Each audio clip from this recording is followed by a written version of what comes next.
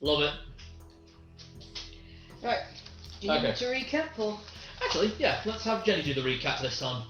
Right. Well, last time on the adventure, we got to Pelennor after being double-crossed by some goblins that were hiding behind a door. Yeah. When we got to Pelennor, it was being attacked by bandits, and we saved the day, or rather, you lot saved the day, and I nearly died because I forgot that I'm a squishy wizard. And then, as we finished up, we saw some of the townspeople were being kidnapped by the bandits. We found out it was to do with Asim Locke, who was saying he wanted those people to feed to something. Oh, and then we bumped into a head guardsman who turned out to be the headsman of the town, who also owns the tavern, and his name is Rodolfo. And he has just taken us to his tavern, the Shady Rogue. Yep. And you have a letter for him. We have a letter for him from Mayor Torg, not Mr. Torg, different Mayor man. of Lexington. Yeah. From Mayor of Lexington. Mayor of Lexington. Right, quickly change that. Oh, is that Discord? It makes that sound when if you get a message or a notification. Yeah, I always turn Discord off, and that's the problem. Yes, for it. There we go. Alright then. Awesome. So, Put it in there. where the party was left, as Celadine said, you were all setting your animals up in a barn next to the tavern. As the four of you enter the tavern, seeing it to be one of the only buildings still left mostly intact. I mean, it's got burn marks, there are arrows pointed into it, it's missing most of its windows, but for the most part it's still solid. As you walk in, there are 4 hot meals laid out on the counter ready for you, as well as 4 very large mugs of ale. And the man you saw before as Rodolfo, is stood behind the counter, directing bowls of gruel, stew, very simple, hearty food that's very quick to make, directing it around the tavern and then out into the city as people try to pull themselves up from what's happened. I guess I'm just going to sit down and start eating and drinking and staring into the middle distance a bit because my horse nearly died. Yeah. Yeah, I'll probably just be indulging in the food and drink. I'm trying to catch my breath. I shall try and comfort Celadine because, I healed the horse, but that's still I'm sure that was still a shock. I sit down and start eating, but I start eating fairly quickly because I'm actually kind of eager to go out and just start helping with the medicine effort. Okay. Things around me keep dying and I don't want them to be dying anymore. Death is a part of life, Celadine. Oh, this is good. I know everything dies, I do know that, it's just that my horse nearly died today and there's no need for her to have nearly died today. And Wall Climber back in that last dungeon we went into died and that was my fault because he didn't have to help us and he did and then he got ate. I don't want any more things to die because they're trying to help me. You still showed, unsurpassable bravery out on that battlefield, Celadine, charging in to help everyone. It's definitely song-worthy, I think. And still, at least your horse is okay. Yeah, That's she's the thing. okay. Tibbles is okay. We're all here. We're all okay. Is Tibbles alright? That's a good question. Is Kettle's okay? Oh, he's fine.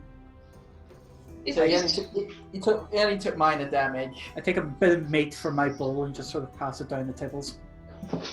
He snaps it out of your hand very gratefully and, for the better word, walks it down. Well, he didn't. Well, he kind of did have a rather ballsy lunch.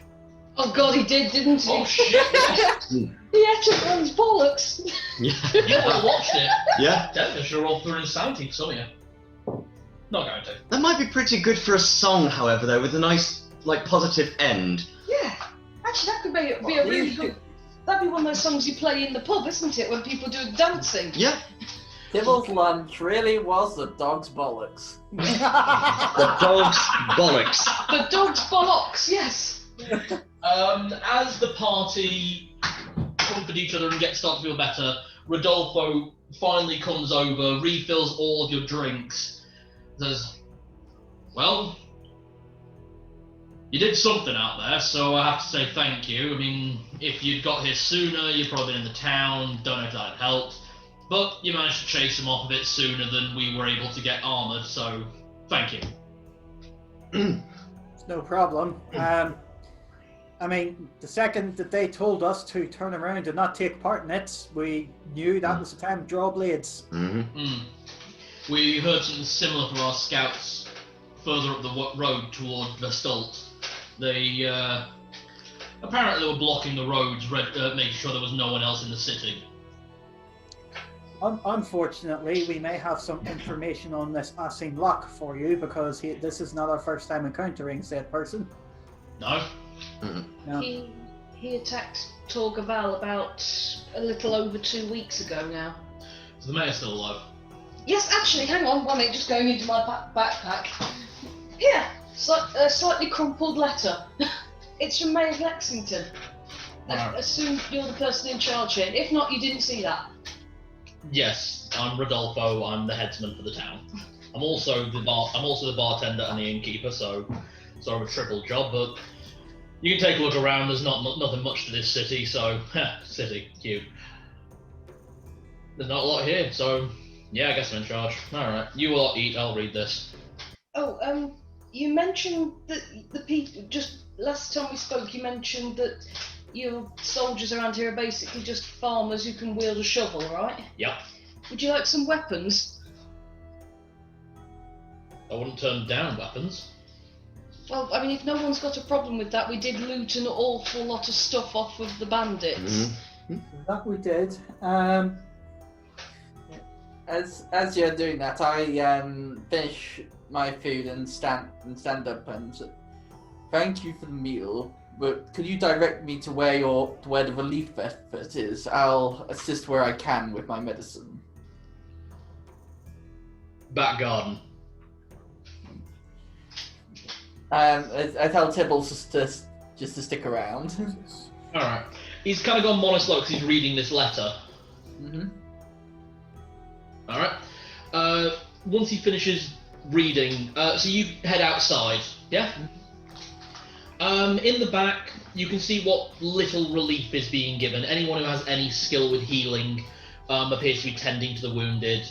For the most part, it's basic medicine. It's bandages, splints, some healing pulses and herbs. Nothing really that's going to do a lot of good, but nothing that's going to do harm. This is a hamlet generously. Okay.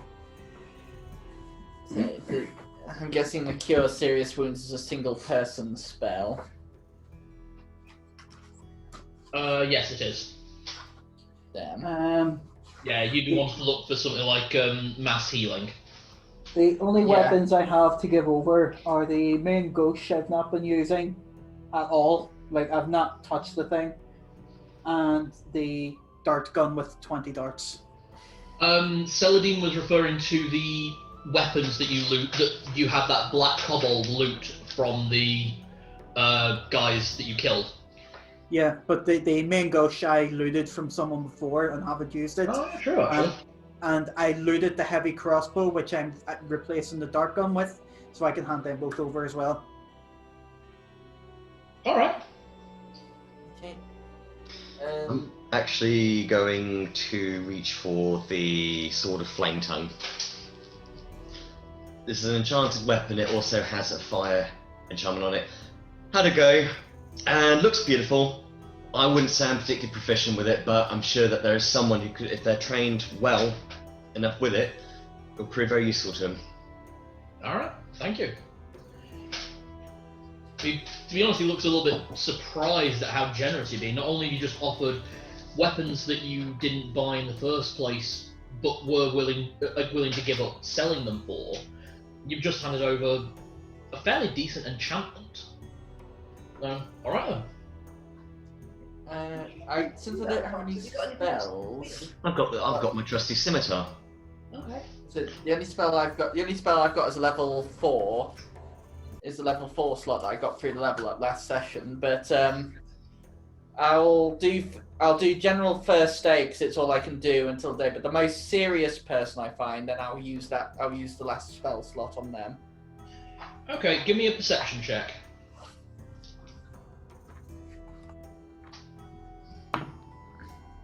Oh, 7. 7. You see a few people who all look quite badly banged up.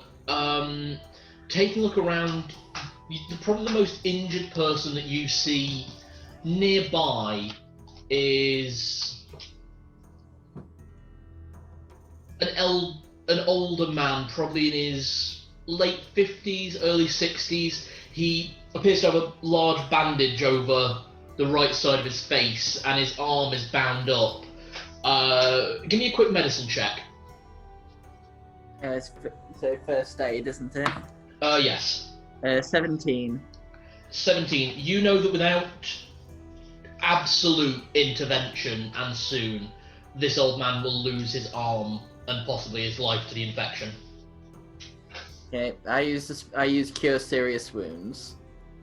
Okay, no problem. Let me just see. Yeah. So it causes 3 to 17 hit points of wound. 2d8 plus 1. That would give you. Yeah, 3 to 17. Okay, so it's 2d8 plus 1 healing. Give me a roll. That's 9 in total. That is more than enough to heal this old man. In fact, not only do you heal the injury, you see the wound knit itself together on his arm, and you can see where there was previously blood on the bandages. The bandages come away, and his face is completely fine. He just kind of looks at himself and then looks up at you, almost speechless in worship. I just give a nod at blessings of the White Wolf, and then move on to just all I can do now is basic medicine. Could you give me 3 first aid checks? Okay. 7, 10, and 13. Oh, not rolling well today. Please be kind. 7, 10, 13. Like to borrow DUD? No, I only use my own dice. 10. D12 and my D20s. Okay, it's we'll give it a go. Between you and anyone around who has some kind of healing abilities, you can see that none of these are clerics or priests. They appear to be farmers, farmers' wives, farmers' daughters, people who fish quite a lot. You can see from their hands they've got lots of like stab wounds in their thumbs. Most likely they got good at area and quick healing to patch up little wounds like that. Yeah. Between you and them, you're able to do quite a bit. You actually have an understanding of the healing process, which is better than they have. So you are able to direct them in what the correct process needs to be for a few people. Unfortunately, while you're attending to some people, about 2 or 3 people do unfortunately pass away from their wounds. Yeah. You can't save everyone. It's the rule. It's as they say. Exactly. While you're outside, so what are the 3 of you doing in the bar with Rodolfo? You've handed him this letter, you've given him... He's basically gone out to the cart and taken what weapons and armour you're offering. Are you basically giving him all of it, or...? Well, unless anyone wants any of this, just so we're all aware, what was in the bag of holding / on the cart: 3 spears, 2 short swords, 1 knife, 1 long sword, 2 sets of scale mail. Now, if anyone wants that, say now. Right? 4 sets of studded leather, 3 sets of padded leather, and 2 shields. Can I have a look at this, please? Just so I can I'm make some notes. I'm wearing plate mail, so I don't. Scale mails are turned down. I'm already wearing the best I can equip, so... Yeah, I'm wearing enchanted chainmail. Yeah, I'm wearing the best I can at the minute. What's better than plate? Well, you're wearing enchanted plate. Yeah. No, I need to keep mine as light armor anyway, because if I put heavy armor on, it's an encumbrance to me, and it also makes it harder to roll like stealth checks. Yeah. And So- I can only wear robes and very light leather. Very, very light leather. Yeah. That's why you're a squizzard. Squizzard! Squizzards. Squizzard, who by the way is still quite badly hurt. I'm really, really hoping there's a long rest. There is a long rest coming up. You guys You didn't tell arrived. me you were. Oh, I did try and heal people, didn't I, last session, but I didn't roll well. Oh, Yeah. Honestly, you don't need to worry about it. We're safe at the moment. Yeah, you're safe in What? town. And I have While we're in the bar, am I able to fill up the chalice? You used the chalice earlier today. Oh yes, I used it on the horse. Yeah. Yeah. You saved the horse. I reckon. Yeah, you- Okay, I've like, already fulfilled my kindness with that, because if I give away a great healing potion and then we have a long rest, it's really just wasted. I'm probably going to go out of the bar with the harmonica, and I'm going to play something that it's got the same feel as if I was playing Kakariko Village from Ocarina of Time. That kind of but Soothing. yeah, something soothing. Not trying to copyright or outperform any of the Legends of Zelda, different universe. So Give me a performance check. I'm just hearing a Ponus song. It actually does have almost the same note structure because they use like the same 3 notes are almost all their songs. Are you making it obvious you're pulling it off, or are you doing subtly? I can do it subtly. I've got a cantrip that allows me to. I think my sleight of hand might be a cantrip. Yeah, sorry. Oh yeah, you can do sleight of hand as a bonus. Obfuscate. Yes, it allows you to roll advantage for Not officially sleight a of hand roll. breach. Yes. So just Go for it. okay. Still sword. Not out sword today though. I don't think I actually have sleight of hand, so this is. It's a straight dex roll then. Throw something in the night. Plus 3, plus 4 actually for you, yeah. +6. Keep a kitty. Is that what that is? I don't know. I don't know why I've got plus 6 though. I shouldn't be plus 6. Should be plus 4. Alright, well 4 and then +3 more to that, yeah? Just roll advantage. Well, one's a nat 20, the other's a 19, so. Okay, Well while Rodolfo is looking over the flame tongue and the blowgun of poison that your 2 companions have just handed over, There's another card. you slit the 2 daggers off your coat, off your robes, and put them in with the others. I rolled a 24 for performance, by the way. Fantastic. You. Is one of those the dagger I gave to Celadine? No, don't worry. None of them were special daggers. They're. No. Oh, okay. I get some daggers for free on my magic robe. Ah. And they'll come back after we go to bed for the night, so it's fine. Yeah, they Okay. regenerate after a long rest. Nice.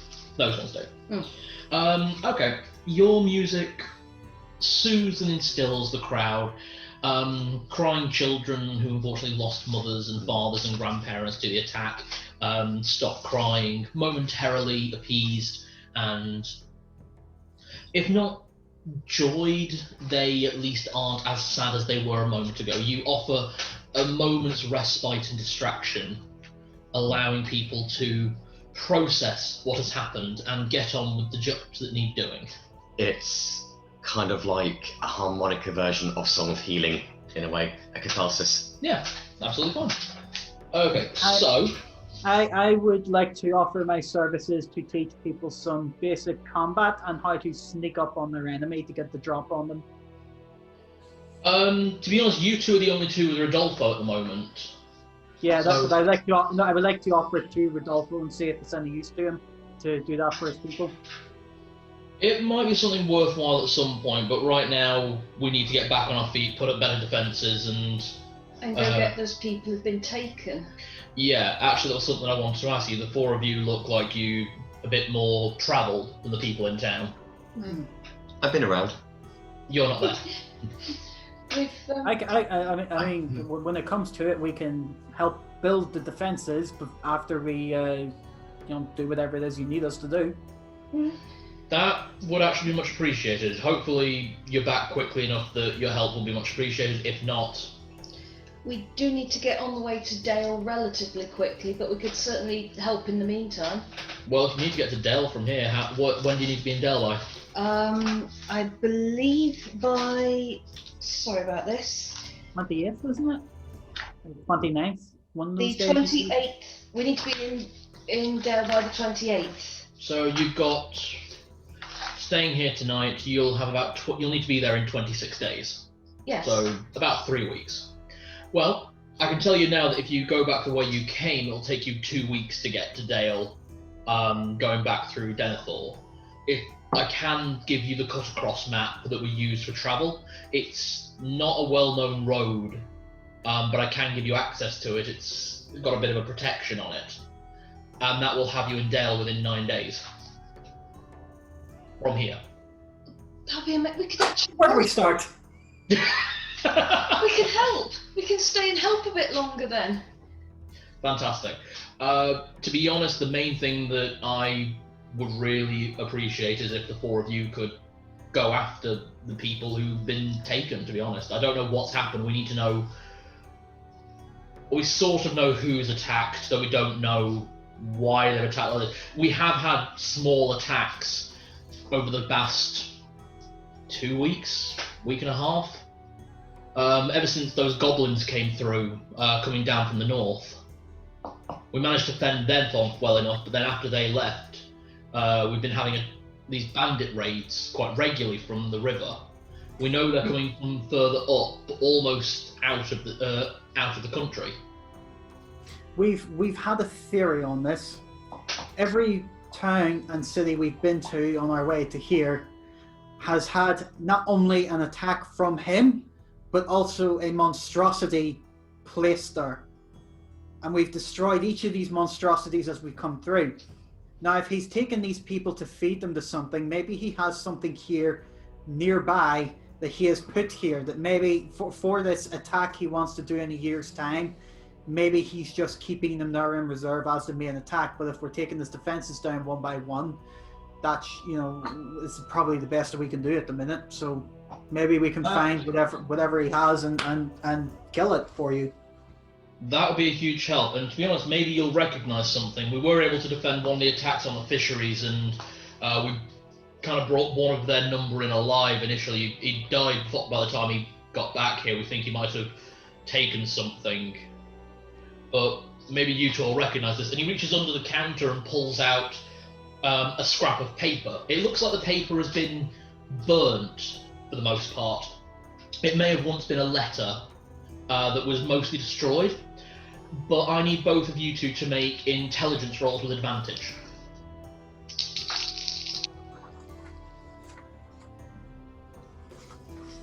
$18. Nice.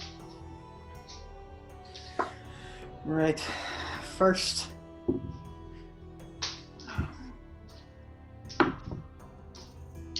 $17.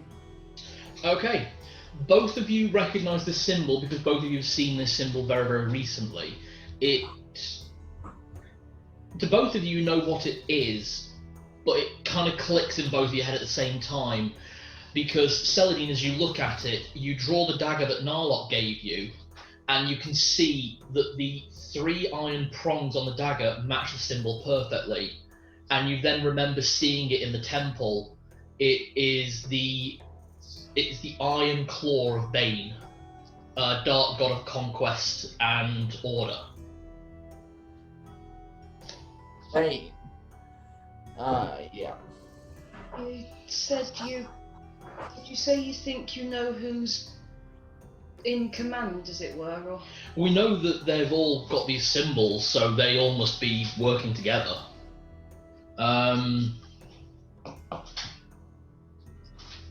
Nasty business. Nasty business, Bane. Not a pleasant deity, from what I understand.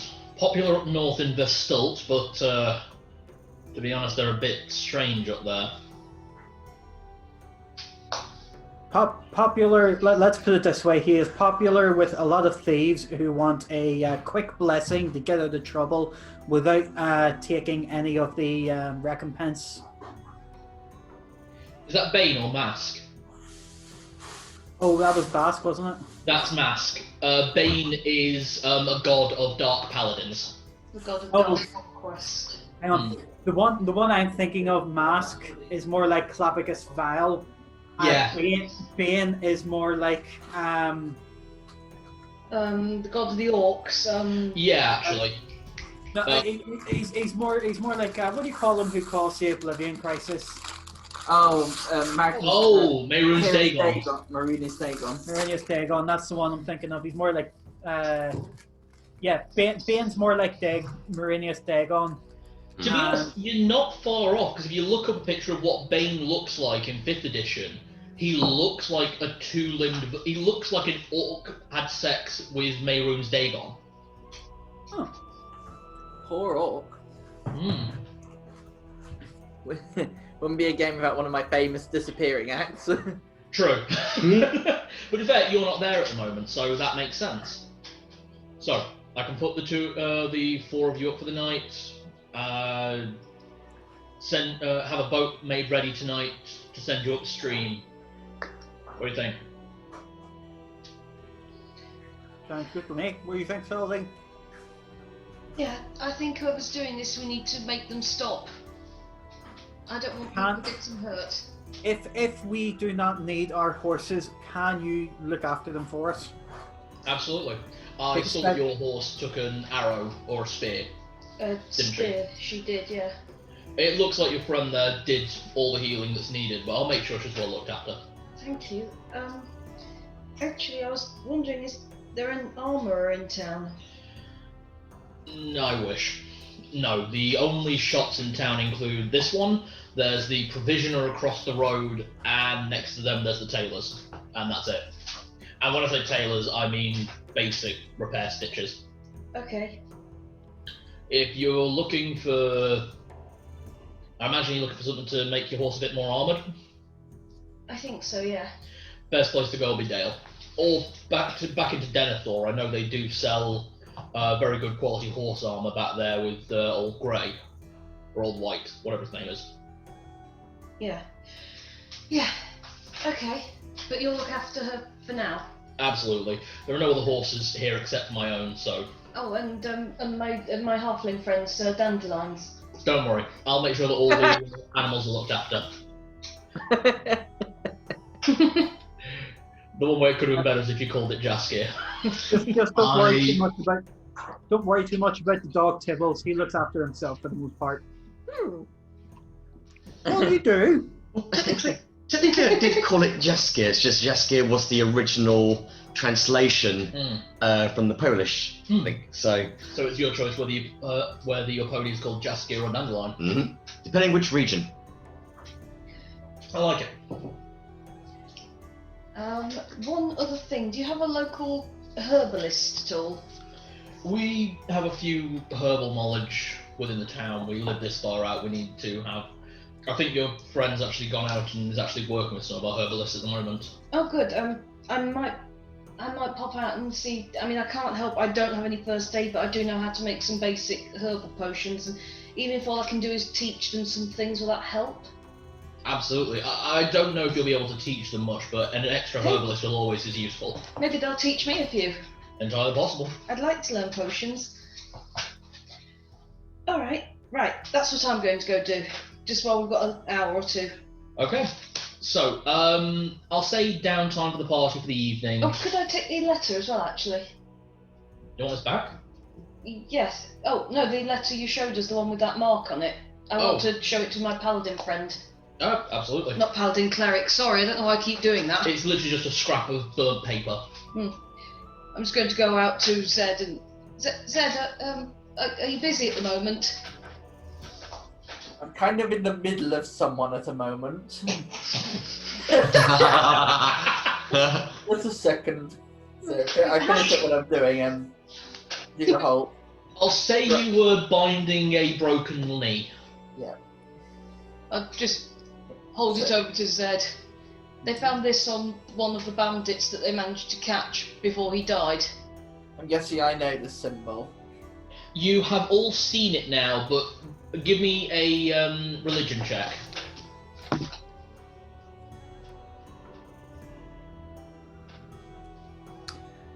It's 8. 8. When it comes down to dark gods, you know a lot more about the 3 primals. Primarily, of course, Malar, who is the enemy of Fenrisulfur, the dark god of evil werewolves.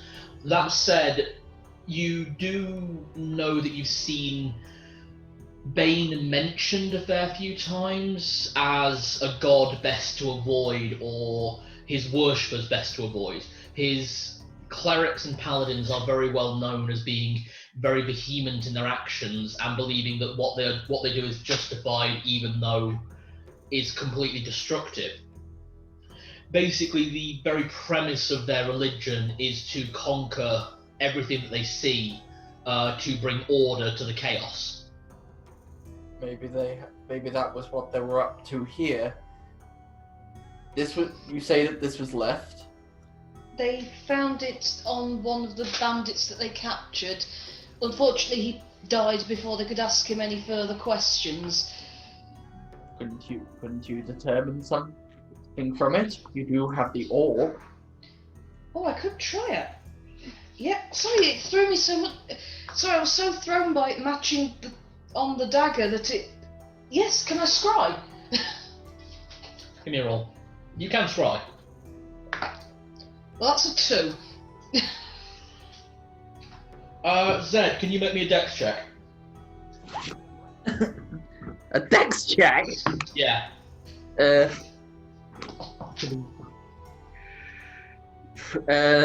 19.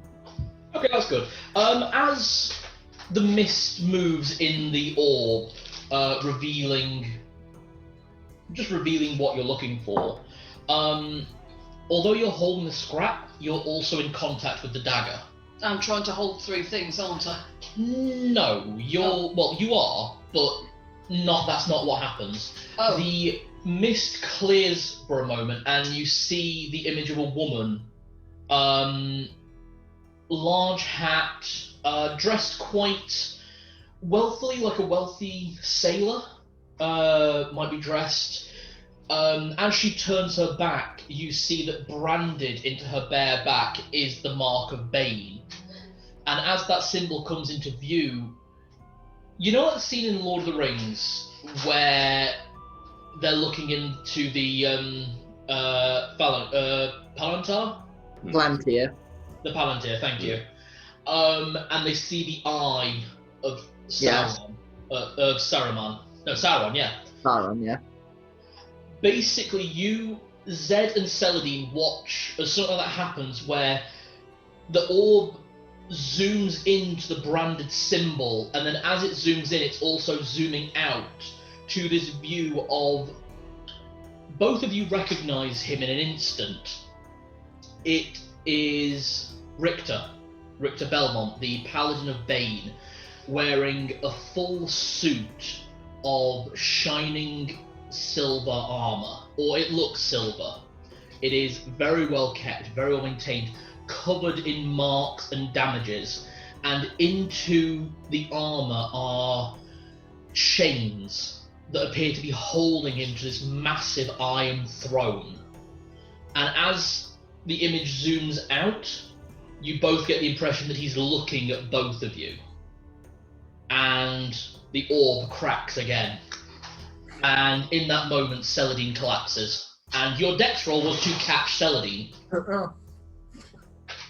Am I out? You're out. The orb lands in the mud. It is safe. The crack is only superficial. Yeah. It's I roll a first aid. Go ahead. Oh, that's better. 19. Celadine is unconscious. She is fine. She is exhausted and almost like she's just been knocked unconscious by surprise rather than injury. She will come to when she is rested. you want to give her to me? Zed, Yeah. pass her here. In the meantime, I don't even know I- what's going on. No. So I say a quick prayer, and then she'll be all right when she's rested. I shall take her to the room that we were offered for her to. Just give me a strength check really quick. How dare you? I do not weigh that much. You don't know what the DC is. This is Oh, when he that's rolls. gonna be alright. Is this when he rolls a 1? No, it's 10 plus whatever my strength is. So, What is your strength? 14. Plus 2. Yeah, pretty much. Yeah, you pick her up. The only issue you have is going from, basically going from Zed's arms to your arms. Zed is physically much stronger than you are.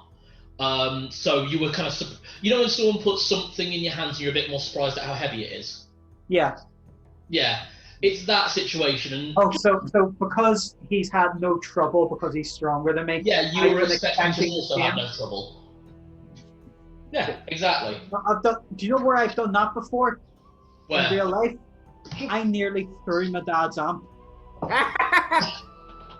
Well, okay, No, 1, no. 2. Yeah, because here's the thing. It was the orange is the new. It was the what was it?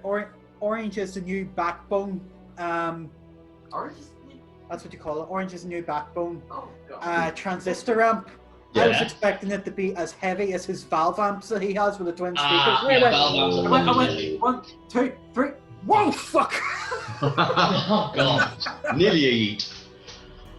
So so Narlock takes Celadine to the bedroom that's been designated for her. It's a very simple room. To be honest, if you guys are paying for this, you wouldn't pay more than a few copper. It's a straw bed, but it's somewhere to get your heads down. And there have been 4 rooms laid out for all 4 of you. I put her on it, and because the bed covers probably aren't that fine, I put my fine bedroll over the top of her. As you do that, Measley comes out of Celadine's hood. Kind of looks. I I forgot you were there. wonder if she was gonna do the whole thing, just pop out from the bosom. Unfortunately, Celadine's aren't that big. Celadine doesn't have a bosom. Yeah. But no, you get this impression that Measley is kind of judging you, but also is okay with you. It's sort of. I followed you up, and as you put her down, I put her belongings and the orb on her table. Okay. I'm going to leave my. Let's see. I have 2 more things of that bread left. The good bread. I'm going to leave my last one there for when she wakes up, and I'm going to give I'm going to leave one down for her when she wakes up, and the last one I'm going to give to Measley and say, "Here, just no hard feelings. I didn't do this anyway, so." I just like. Measley just kind of stares at it and looks at you disparagingly. Weasel. Not you in, know like- what you did. No one The weasels know what you did. No, The weasels also know what you did. but no, you get the feeling from Measley that it's not a case of like he's judging you as an actual person. There's also like a level of frustration in this small weasel.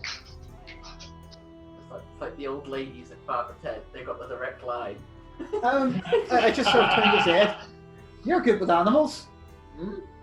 What's with the attitude? What did I do? Is this an animal handling check? You can make an animal handling check.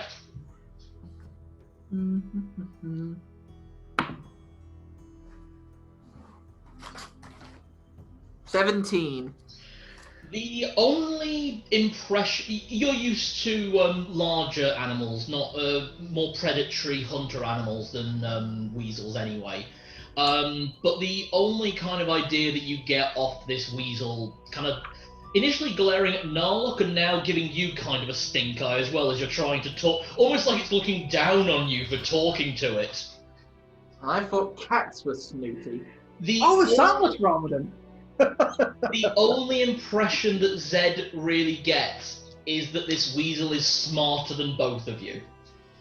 Or might think that it's smarter than the two of you. I just sort of hold the thing to, do you want the food or not? It's just a small weasel with a big inferiority complex. Yeah, pretty much. I just say, do you want the food or not? He just kind of looks at it and goes, kind of takes a bite out of it and hides inside the covers. Is it just one of those moments where it just glares you, then slowly reaches forward and bites it and takes it out of your hands? Not slowly at all, it's pure confidence. Yeah. Did he take This the is whole a thing? weasel with attitude. Did he take the whole thing? Yeah. Right, good.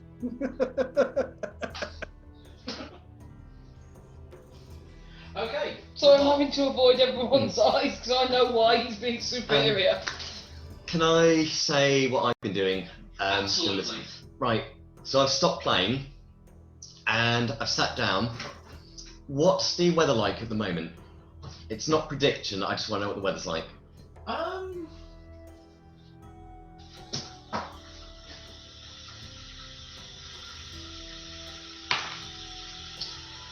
It's a bit clear skiesy. There's a few clouds kind of blocking the moon out, but nothing too over the top. It looks like you're a little while away from rain. I'm just sitting there reflecting on everything and just enjoying the calmness and the tranquility of everything that's going on. Now, I'm still getting used to my druid powers, Yeah. so I tap in, because since I'm so fixated on looking at the weather and relaxing, I inadvertently, if I'm allowed to, cast predict weather. You saying you want to do this almost accidentally? Yeah, because I'm still new. I knew I could entangle, but because since I'm having that moment of my own space, relaxing, I'm so fixated on looking at the moon, and I just get that sensation that, oh, I know what the weather's going to be like. You know, if this was D&D 5e, I'd say you'd be casting that as a ritual, so it wouldn't cost a spell slot, but unfortunately ritual casting isn't a thing in 1e. So to be honest, Because we're going to be going up a river as well, and terrain and stuff, so... You get the... It comes slowly. Tomorrow will be cold, surprisingly cold for summer. And it will bring a very chill wind, not a strong wind though. That said, you also get the feeling that this isn't natural. This is not the natural order of the weather as it should be. It looks like this is the way it was going to be anyway, but this is almost like something has played with the weather far away. Still on the same continent as you, but far away weather has been toyed with by external forces. Something doesn't feel right. What the shouldn't feel right. Do you want hot chocolate? Oh yes, please, thank you. Good. Oh, yeah, thank you, yeah. No worries. Do you want me to make it because you're GMing? Okay. And I'm unconscious anyway. True. Yeah, we'll come back into the next day. Okay, so... Why I let you pick them up on your own? Why? Punishment. What was that? You just threw my dice everywhere and it says, do you know why you picked them up Why on did your you own? put them on the table? Punishment. And I just made him tea. You did. Then you threw my dice everywhere. I'm going to check them all. Oh, boo. So, the party gets a decent rest, long rest, everyone's back up to full health, Yay. everyone has recovered all spell slots. I'm also just going to say something on video now that I have already put in, like, disclaimers on my videos. Do you guys know how long rest works in D&D 1e? Nope. Your health hit points regenerate at a speed of 1 hit point per day. Oh boy. On top of that, in 1st edition, there is no such thing as a short rest. So what, you have to Totally fuck So does that. that mean you just have to use your hit die every now and then whenever you want? No, You don't have hit die to use. Your hit points are what they are, and they continuously deplete unless you are resting for full days. Alright, you know what? I'm going back to let you rest in peace. God, your ideas are stupid. Well, there's a reason why it's the 1st edition and now we're 5th. It took them that much time to iron out the crinks. It's taken them some time. But I am allowing short rest and allowing long rest as a full heal because Right, have you been having some people telling you that's not how it works? a few people have commented and pointed out the use of cantrips for the magic user class Yes, slash but as I illusionist. point out, she's nigh unplayable without them. Yeah. Just go into Lurie. No worries, that's absolutely fine. But that said, there were the proto cantrips in a couple of the magazines. For goodness sake, she hasn't. I couldn't do anything. I'm a magic user who couldn't cast magic. Yeah. No, another problem is I never played caster class in 1st edition. I always played, to be honest, I always played ranger Yeah. or one of the fighter subclasses. So at least the clerics and the druids all have a decent enough ability to use weapons. Exactly, yeah. Mages don't. Mages got jack shit. Hello there, I'm a wizard, I'm going to die. And also level up the slowest of all the classes. Yeah. Really? I thought that was the cleric. Cleric is the 2nd fastest. You know what my next barrier is for level up? Please tell him, Cal, I've written it down. I've also got it right here. So the next level up for all the characters, Narlock needs to hit 20,000 experience points. Oh, that's going to be a lot. I need to hit 27.5. Yep, to get you to level 5, I believe. No, you're level 4 now, aren't you? I'm level 5 now. Yes, you are. He's level 6 and he's 27.5. For Celadine to get to level 5, so the level you are already at, she needs to be at 22,500.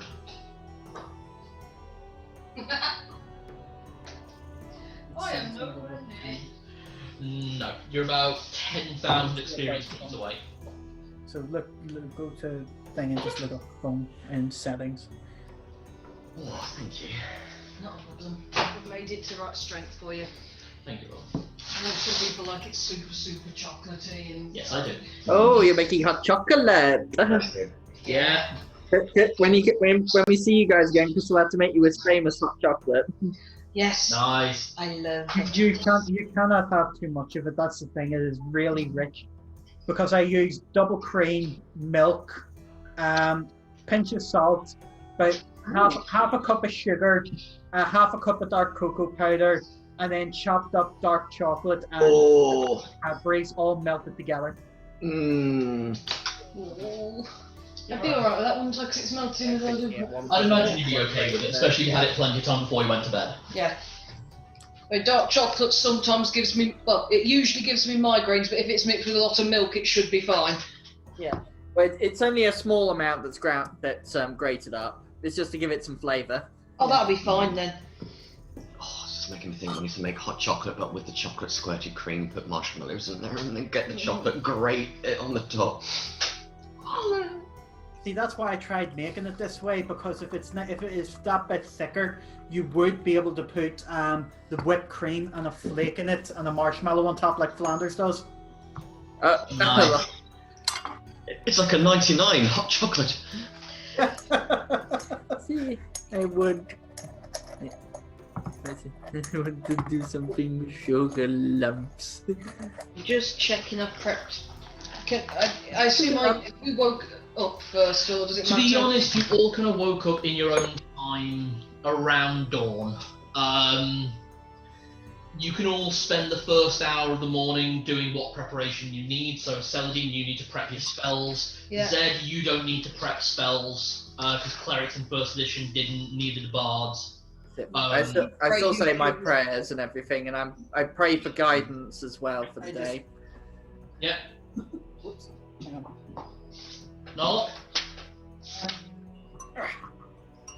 stuff outside. I just wake up and just go, "Ah." I need to get my blanket back. So I go over to Saladine's room and just give it a gentle wrap. Knock at your door. Oh, come in. Hello? You I'm feeling just- better? Yeah, what happened? You kind of passed out when looking at the orb. I think it might have cracked Zed left before you there. Oh, right, yeah. Sorry, I was doing my spells. I didn't. You left me food as well, didn't you? Yes, and I left you my blanket because that one kind of looked a bit manky. Yeah, I was actually about to come and bring you your blanket back. Thank you. No problem. Just as long as you're okay now. I feel fine. I think I might have just been really tired, and I've not used the scrying orb a lot either. A strange question for you though. Yes. Does Measley not like me? I don't know. Measley, do you not like Narlock?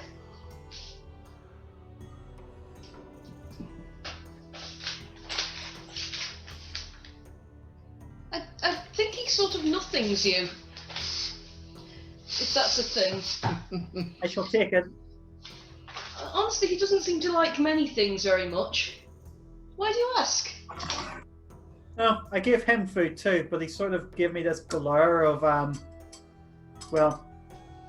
Do you know whenever you look at a dog and you're not sure if it wants to be your friend or bite your face off?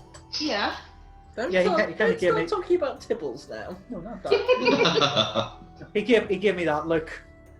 Oh, You've got booze in this. was I not supposed to? I don't mind. Oh, is there booze? I put some of the house wine into the hot chocolates. A very, very small amount, 'cause I know you're in work tomorrow, aren't you? I am, yes. Luckily, Oh shit, you are as well. Yes, Oh. you are. luckily, I am not in work tomorrow. Comparisons of this one. I mean, look at this stuff. You're still green. Black. Oh. Oh, Oh. it's death. Ours is currently red. And it smells of caramel apples. Yeah. Mine smells of Gravelord Nito. creme de menthe. Aha! For the YouTube viewers who get this far into the video, which I don't think is all that many, house wine. 2 shots of every bottle that comes into your house as long as it's a spirit. Yep. Other house wines are also available. With the exception of gifts that you're going to give others. In theory. And in our house, the exception of absinthe because I am allergic to aniseed. And same in this house, because obviously you. Yeah, we'd stop putting anything with aniseed in it now. Oh, also not Bailey's, 'cause that goes off. Yeah. Anything cream based, it has to be a clear spirit. There is a Right. science to house wine. Yes. It's like baking. Baking is an art and a science. It's also alchemy, magic. Just like that Yes. from mere ingredients I've created cake. Have you not considered playing an You, alchemist? you should keep reading Just Pancakes because there's like cooking with Wendell. To make a devil- I don't know. Make a Black Forest Gatto, you've got to give like 5 years of your life to the devil. Oh, and that's a course. Yeah. Potions, but it's like The Witcher. I get buffs. Yeah, Just filling in diary as well. yeah, potion escape. That would be awesome. Oh my god, just imagine if there was something that could almost mutate my character slightly when I drink it. Play a Civic hybrid. Mm, They are mutants. fuck. But no, in terms of Measley, I don't think you should worry about it. I don't think he likes many things very much, and I can't find things that he likes to eat. I showed him some rabbits the other day. He didn't want to play with them. So long as I haven't done anything to offend him or you. Of course not. Why would you do anything to offend me? You're my friend. So Yes, that's exactly why I was confused. I head down into the main bar.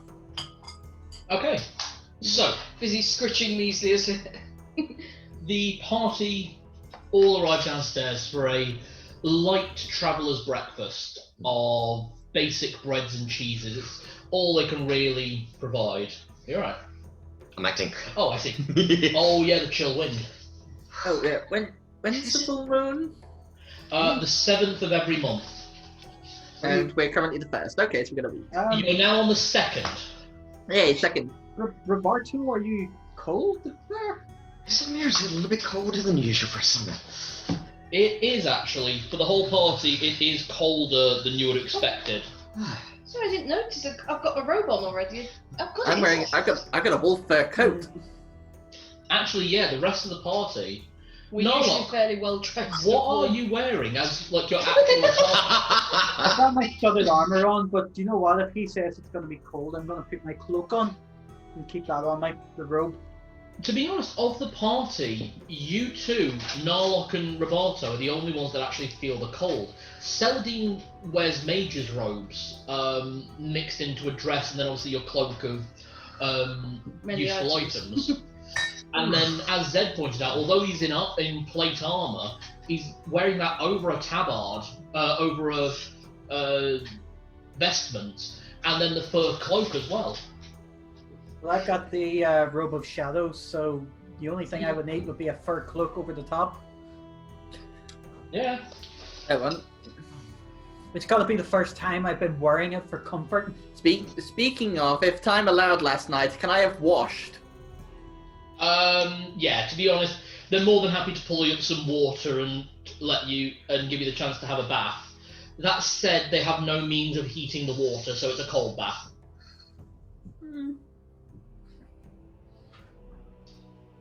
Okay. Andalgrim says cold water builds character. Yes, but it also gets a shrinky dink. What? The other thing is Andalgrim also says that raw meat is better than cooked, Actually, yeah, that's and not just beef. fair point. And then Andalgrim also says they should eat meat raw as possible. That was an interesting case of botulism he had. Is that including rare chicken? I saw him try it. Yeah, it was still alive.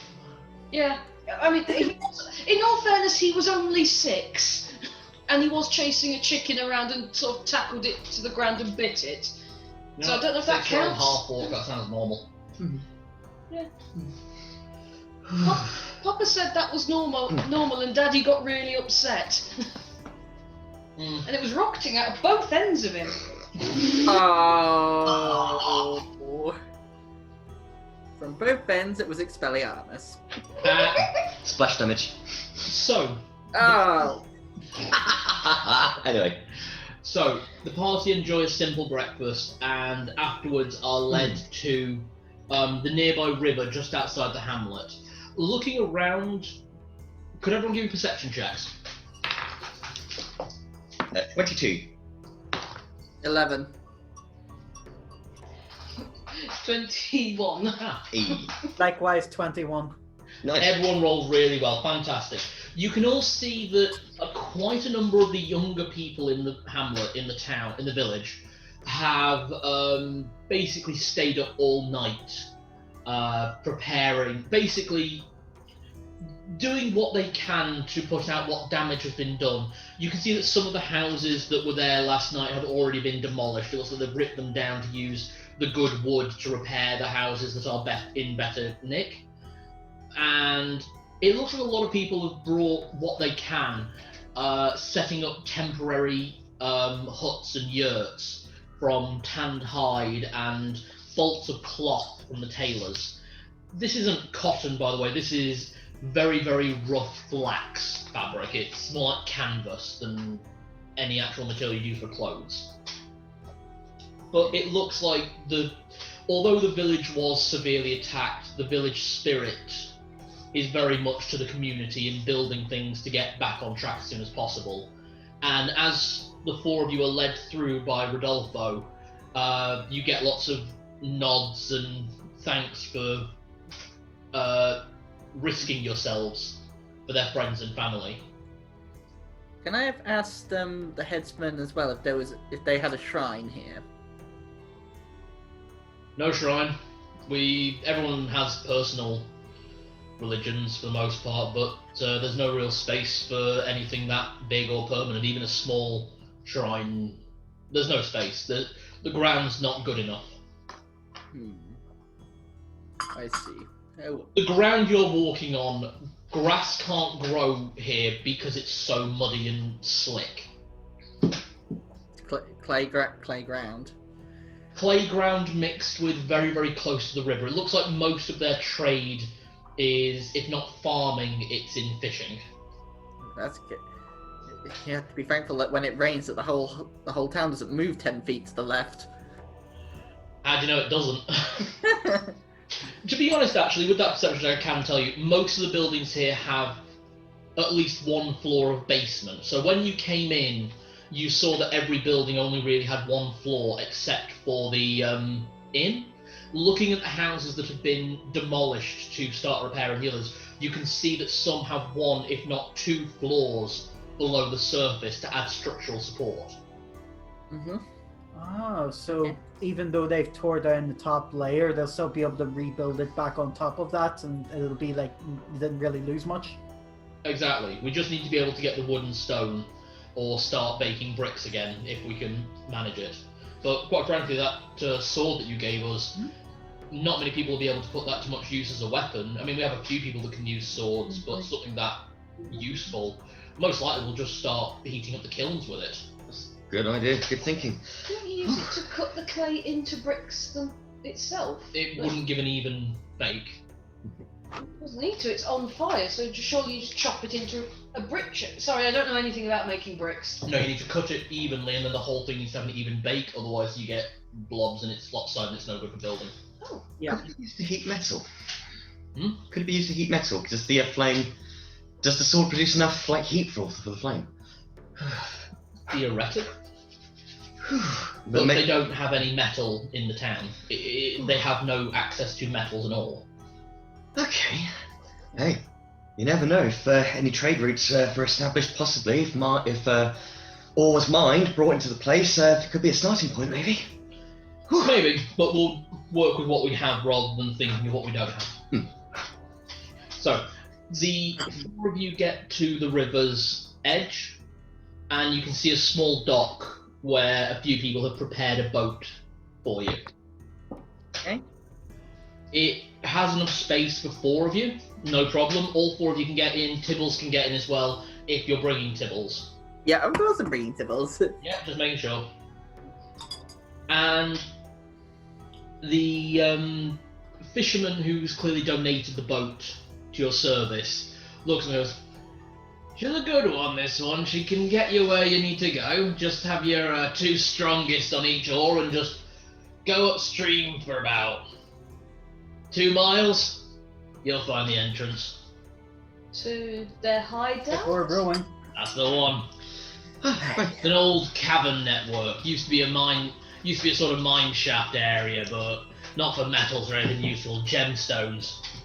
And whole thing went defunct about 200 years ago, says some dwarves. Up on 3. Okay, stroke. Right, Up back on on in. 3. So the strongest people row. I will just sit there. I will shout words of encouragement to everyone, just to keep them going, and perhaps play a little bit of music, and maybe if I could find something where they could play to the beat or something. We're not just. What is it? Yeah. Strongest of the party. I just like really. I'm going to be really Fair enough, I can accept that. Okay, so you let All the old tribes never used to say that. Oh, come on, don't do this to me. Fine. God, I'm excited. I've never been in a boat before. We get in the boat and the two of us go, and as the days of old.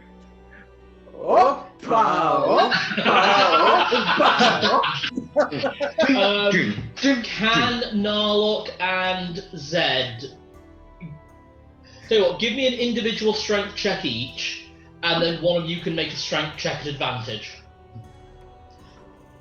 He's gonna need the advantage. I got 11 What's your strength? for 16. Okay, Narlock? Okay, that's better. My strength is 14, I just rolled 12. So both of you got the same number, which was absolutely fine. Right, so carrying on down, you start to find a slipstream in the river. It's not a very fast-running river. You are going upstream is kind of the problem, which is why you need to be really putting your backs into it. One of you two will need to roll at advantage, because both of you passed. Mm-hmm. And that will basically tell me how long it takes you. Okay, so at advantage, That's 11 again. Okay. Right then, no problem. So, the two of you get your backs in, you're doing really well actually at this, and you kind of find a rhythm where the two of you can work together. Celadine, you said you were at the helm. Roberto, I assume you're at the back? I'll be at the back. Okay. Shouting. Celadine, make me a perception check. Okay. Oh dear, that's not so good. 13. 13. It The Bounce, travel, bounce, bounce. the travel upstream takes you about an hour to get there at the speed you're going, and as the sun finally crests the top part of the mountains in the east. Sunrise is east to west, right? Rises east to west, yeah. Rising in the east. Oh, thank God, yeah. Sorry, I thought I just went blank. I think I just went blank on sunrise. Well, it did a future round when they reversed the rotation of the Earth and it's set the other way. Hmm. I do it all the time. I just remember the song. I remember the Beauty and the Beast song. Certain as the sun rising in the east. Hmm. Okay. That's what, I should remember it. Just Japan, land of the rising sun. Is Tibbles a stat at the prow going with the wind blowing in his face? To be honest, yeah. Oh, actually, you make perception checks at advantage. I do. No, you make a second perception check at plus 12. Do I? What? Yeah. Roberto, what words of confidence are you giving us? Just literally doing the old, go on, let's win in your back, lads! I'm too Let's all sing a shanty! In that same rhythm, let's say screw you. Barto, could you give me a... Screw you! Screw you!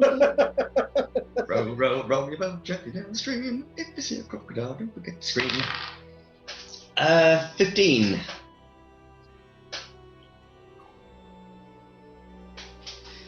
15. Mm-hmm. Fantastic. I've not been in a boat before. It's really bouncy.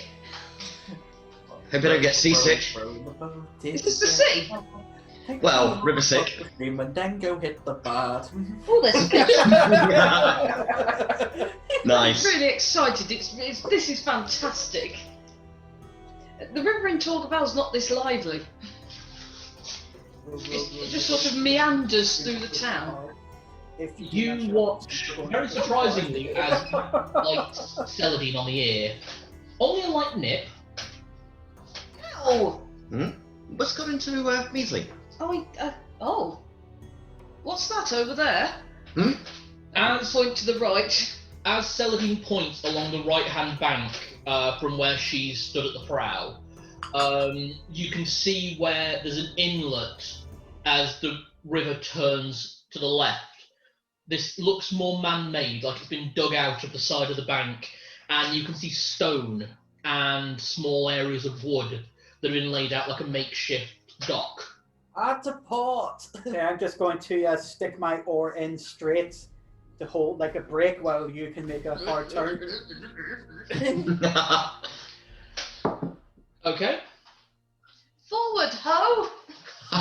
Is there a rope on the front of the There is, yes. I grab the rope, I dive off the edge of the boat, run across the stream and tie it to the makeshift jetty.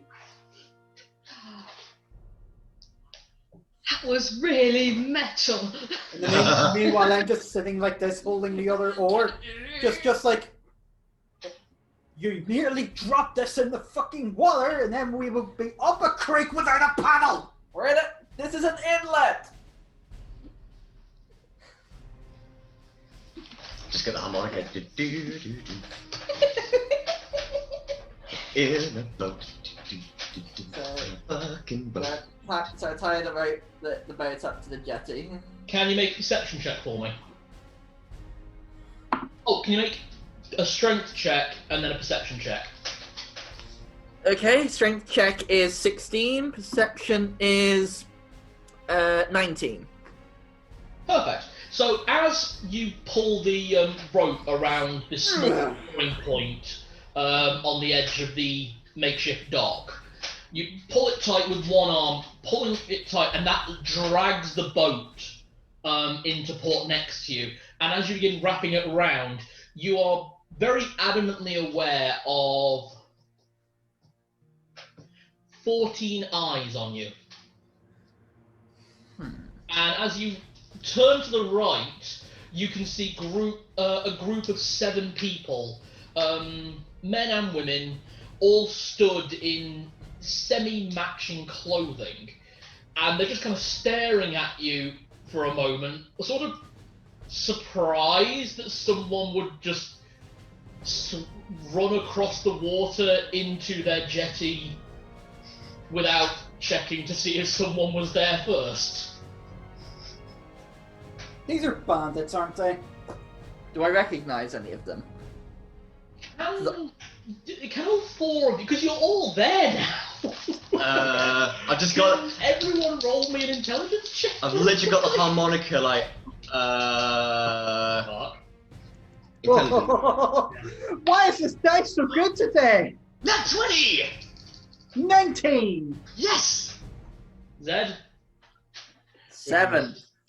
I don't want That's to say what I just like- What did you get? I'm kind of stunned, so I'm not thinking straight. You roll a 1. I rolled a 1. I rolled a 1. Celadine and Zed are more shocked at the people who are also equally shocked at people. You two, meanwhile, recognize the armor, not as bandits, but do you remember the skeletons you fought under the town? The ones in the sort of buccaneer armor? Yeah. Yeah. They're all wearing that kind of attire. You also notice that all of them have the mark of Bane emblazoned somewhere on their clothing, and on the other side they have a mark. A few of them have almost like a black funeral armband, like they're mourning someone, but with a metallic skull stitched into it. Can everyone roll initiative? Before we roll initiative, can I say something to them in Thieves' Cant? Give it a go, and you're holding up the dagger, so you know what, give me a roll. I hold up I Rupert's just back sort of wave and go, top of the day's end, fellas. What do you do? I hold up Rupert's dagger and say, I wouldn't if I were you. Recognise that symbol? I rolled a 6. I don't know if that helps. It gives them time to falter just as a moment, and you hear mutterings kind of going up and down, like, should we attack these guys? I mean, that guy seems alright, and she's got that dagger. And at which point the woman who is clearly in charge, wearing a large hat and this sort of backless leather armor with this massive brand of Bane in her back, goes, "What are you all doing? Get them!" So I will give you guys advantage on the basically all of you roll initiative +2. Can I try one last thing? Okay. What is it? I think Richter might want to see me.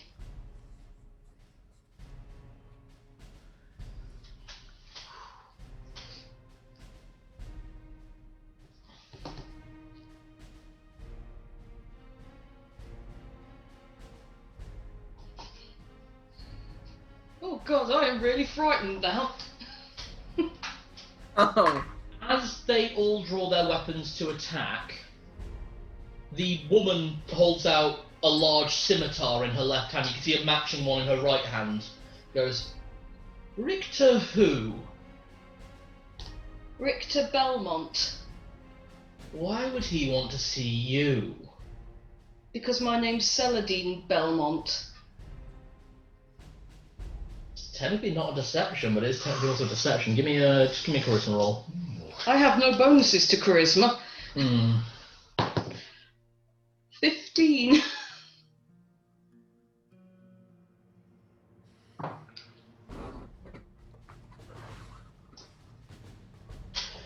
You see a look glass over her eyes for a moment, and the men kind of all move around to keep you guys from getting near her. There's a moment's pause before her eyes kind of come back to being full of vision, and she looks up and down, looks at the three of you, goes, "You know what? This isn't worth my trouble. Let them in." And the men just go look, and they all get in boats and start unmooring, and the woman kind of sheaths her swords, goes, "If you want to have what's down there, go the fuck ahead." We wanted the people that went missing. You'll have to talk to those down below. Good luck. And she just walks away.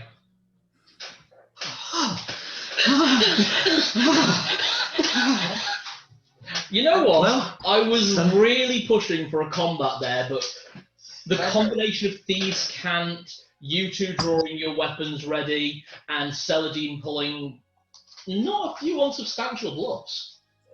Can I utter at this point, this is definitely a point where I need to, because that's big, that's bad religion, big bad. Mm. I know, I'm sorry, I thought they might not attack us. Well, Narlock is just trying to interpret what just happened, and he has come to a conclusion. Celadine, Yes?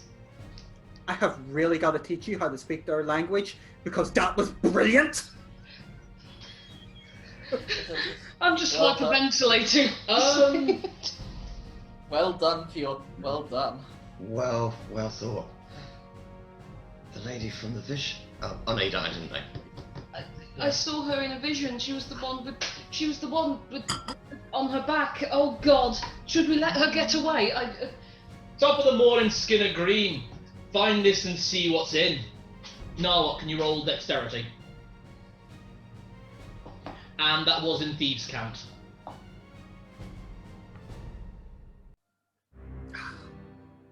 No, that was a 4.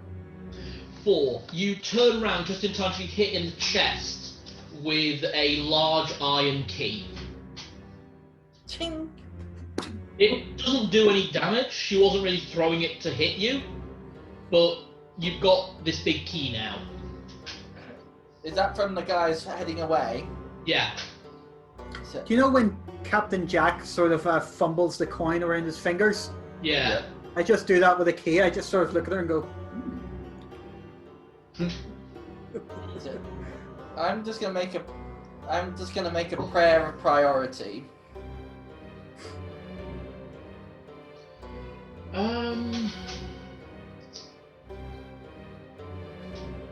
You get the idea that what you need to be doing is down below, but there are other points of interest here, not just with saving the people. You also get there's kind of a message that comes through in your mind of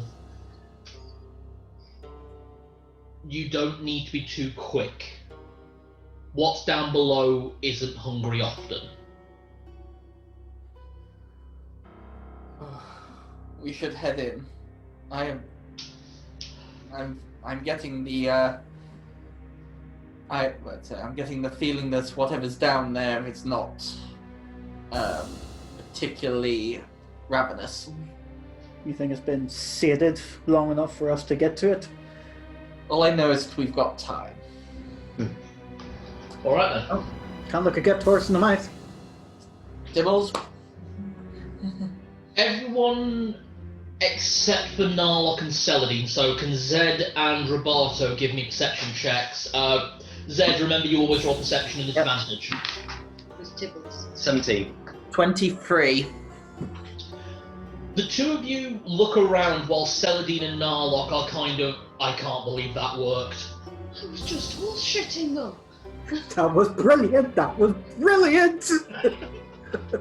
I've got this mental image of him grabbing her by the cheeks going, "You clever little thing." once again one of those weird moments when you realise that Celadine is chronologically the oldest member of the party, but maturity the youngest. I love Wani for that, for describing maturity rates of races. But you two, Zed and Roberto, you see the crates that these bandits and brigands were carting up, packing up, some of which were being loaded onto the boats that they took away, others they just kind of left, some are there. Zed, you notice 2 of them that all have the mark that you saw in the smuggler's den, that metallic skull that you have begun to attribute with Captain Apala, who you now kind of start to suspect might be involved in this somehow, because his mark is on this chest, and both chests are currently dripping blood. I put my sword in the crack and wrench it open. Can you give me a nature check with advantage, thanks to Tibbles? I'm just going to do it back in here. We'll be back in a minute. No worries. I've got world law, but not nature. I'll allow world law.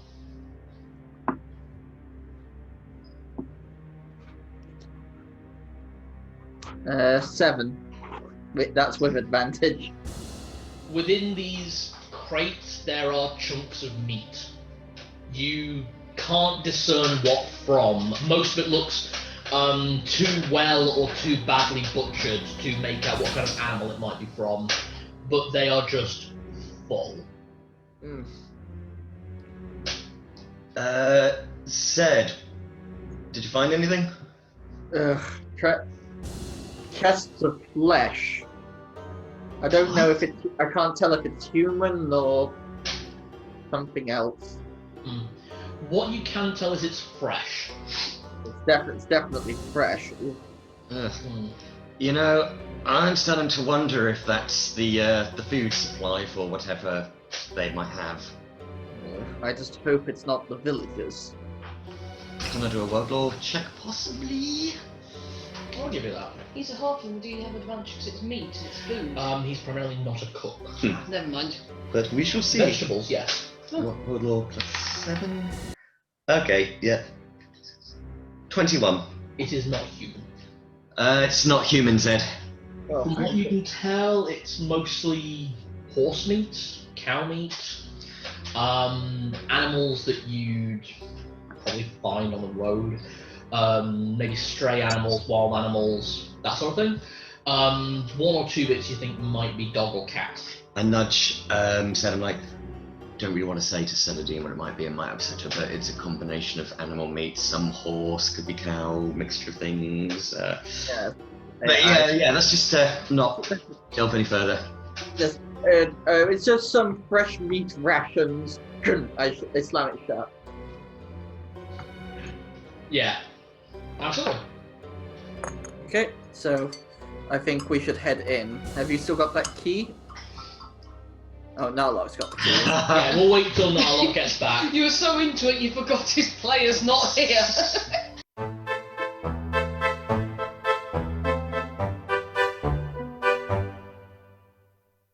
Okay. Before the party are 2 rooms, both open, neither with doors. You have one directly in front of you from where you came off the jetty, and one directly to your right. I'm just going to say now I'm going to cast Pass Without Trace. So pick one trying to look for me. Right, I will just get the other book because Pass Without Trace is a change in how it works. So I know the 5 equals not 1. Oh shit, yeah, because I did read it. Footprint scents are not detectable for a I certain believe period of it time. basically gives you bonuses to stealth, I think. Question mark. I can't remember, but we shall see. But it's just kind of like, Druid spells. I'm entering a place I don't really want to be in, so I just want to try and keep it low key. Okay. Is it a level 2 or a level 1 or a level 3? Level 1. Level Level 1, detect magic, pass that trace. Pass that trace, level 1, enchantment charm. When the spell is cast, the recipient can move through any type of terrain, mud, snow, dust, etc., and leave neither footprint nor scent, thus tracking a person or other creatures covered by this duoma is impossible. Material component of this spell are a leaf of mistletoe, which must be burned thereafter and the ashes powdered and scattered. But does he not? I don't think. Does he need to use the material component because he's a bard? No, because you use your musical instruments as arcane focus. The first arcane focus ever put in a D&D game, bards. You two actually need to use your spell components because arcane focuses weren't created yet. The more you know. Note the area which is passed over will radiate a duoma for 6 turns after the affected creature passes. Okay, so basically you can move and you can't be tracked. Basically, yeah. It's not necessarily a bonus to stealth, it's a bonus if there is something in these caves looking for you guys. And that's why I'm casting it. Absolutely fine. Because who knows? Fair enough. It's not Be the worst cautious. idea. Absolutely. Okay, so which way is the party going? It's got left or right, is it? You've got straight forward or right. Nick, Chris? I'm going to try something that may not work. Yeah? I've seen it done in a film before, but I don't know if you're on the same mindset as me. I'm going to take the key and tie it to a bit of the string I have, Yeah? ring it, and see if it points in a certain direction. Like a dowsing rod? Yeah. Hmm. Sometimes, it's something I've seen in what was it?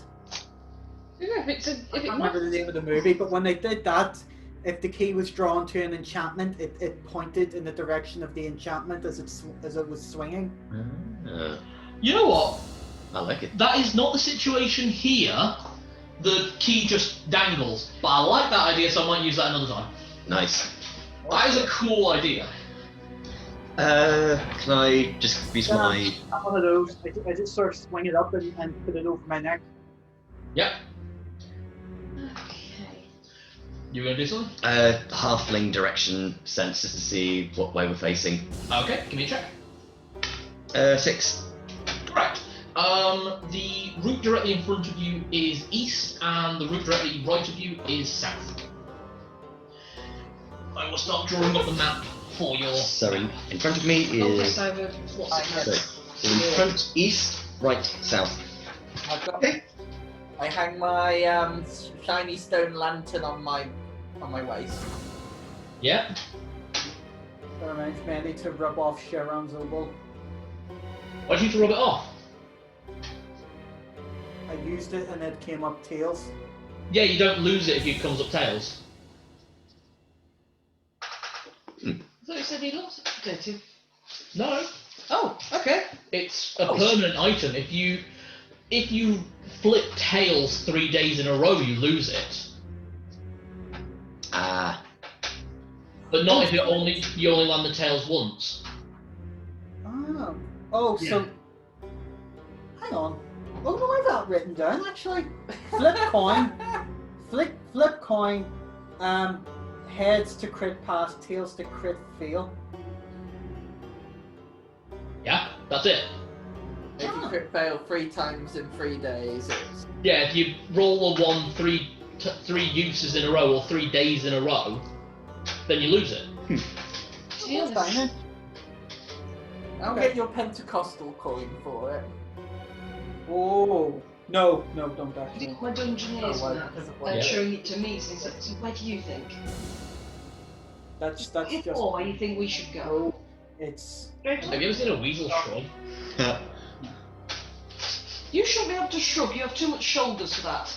Actually, Whitley points down, like not on the paper, just down. He's motioning there is something you need the next floor down. Okay. Oh, all right. Okay. Well, the weasel thinks we should dig. Right, I shall go and use my hands. It's all right. I don't think he knows anything.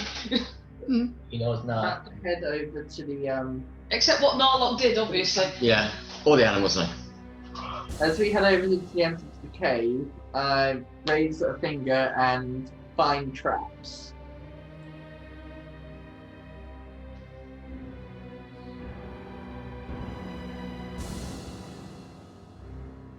It's a straight line, isn't it? Yeah. You cast the spell down both corridors, and you can't detect any traps either way. As the glow goes down the corridor, though, you can see a right-hand 90-degree turn at the bottom of the corridor. Is that the one that's straight on or the one? That is the one that's straight on. Right. Maybe I'll take that one. There's nothing. Well, there's nothing in these. I can't detect anything. If you do, let me know. I'll disarm it. Hey, who knows? I'll probably keep it. I can't cast it very often, so that was our main attempt. Okay, that's fine. So you have the corridor. Oh, Zed, you can use it on both corridors because it does last for a while. Cool. Do you want to? I've only got 4. I've only got 3 level 2 spell slots. If I cast it on both, I lose 2. No, but the cast lasts for about 10 minutes. Also, you could cast it down one, then not have to recast to send it down. Yeah, the basically other. go boink, boink. Zing. Okay, so There are no traps in the other direction, but looking down it, you can see this one's actually a bit more well lit from what you're looking at, and you can see 2 turns on the right hand side of the wall, 1 turn on the left, and then it hits a dead end at the very end. Right, so one's got more twisty turny bits. Yeah. To be honest, this is what you see because it's as you gain more knowledge. I was going to say my Dungeoneer's map, surely, so Yeah. I can show this to everyone. Ah, okay. You're in the big room at the top left-hand corner at the moment. okay. I would recommend we take the one to the bottom there with more twists and turns on it. Only because I reckon that if there's going to be singular rooms that will have treasure in them, it's going to be those ones. Okay. We don't have. They said that my Fenris said that we could take our time. Well, suggested we could take our time, but I wouldn't dally fully. I don't There are want to. people here. There are, and do not think then that if there are more of those, if any of them are laid out like old cells, that may be where we might find ones further down. Because you've got a set of keys. That's actually not the worst idea. Look, you said we've got time, yes? So, I mean, we could take our time having a good look round and make sure that we get everyone out if there is anyone still here. And now what's right, we should look for cells, right? I draw my greatsword and hold it in front of me. I'll take points. Okay. Okay. Roger. Carrying on down the corridor, you come to a turn in the right-hand wall first. Looking down it, you can see that it goes directly straight for a little while, and then breaks going north and south. See, it's T-junction. That's strange. I'll move down to the next one first, and then we can potentially come back. That's what we're getting at. Yeah. Yep. Okay, you head down to the next one, and you can see where that corridor that you were just at reconnects with this one.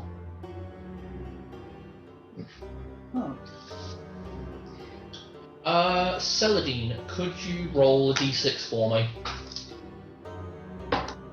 5. There's a wall. There's a door right there behind an illusionary wall.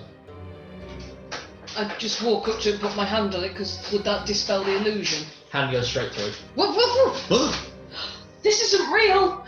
Guys, this one's not real! Catch her by the arm, just like, whoa! I'm going to walk in and poke my head back through. An illusion. I'm a floating head! Okay, at least we now know we're dealing with something a little bit more, let's just say more than meets the eye. Da da da da da. Yeah. Roll out. More dice. What's in here? Come on. I've walked through it and I've not died, so it's safe. I just sort of like Follow cautiously through? Yeah, follow one in. If Roberto's putting his hand through cautiously, can I grab him and yank him? It's fine, see? Don't do that! So, within the room, Got a funny image of because he's a halfling and he's down here and put his hand in, that he's just been lifted way up into the air. so, within the room that you can see, there is a large mahogany desk. On the desk is a large leather-bound book. Could Celadine and Narlock give me an intelligence check? 18. 12. You have both seen these before. Celadine, I know where. you do. Your parents' shop. Yeah. It's an accounts ledger. Who's doing accounts? Right? It's an accounts ledger. What are you doing here? Yes, it maybe cults need to. Someone's really anal about their expenses. I've had to forge a couple of these before, you know. Does anyone want to take a look? Yeah, can I just Yeah. open, just see if I can read the shorthand? Or... As you get close to the desk, and you start leafing through, you notice things around the desk at the same time, just sat on top.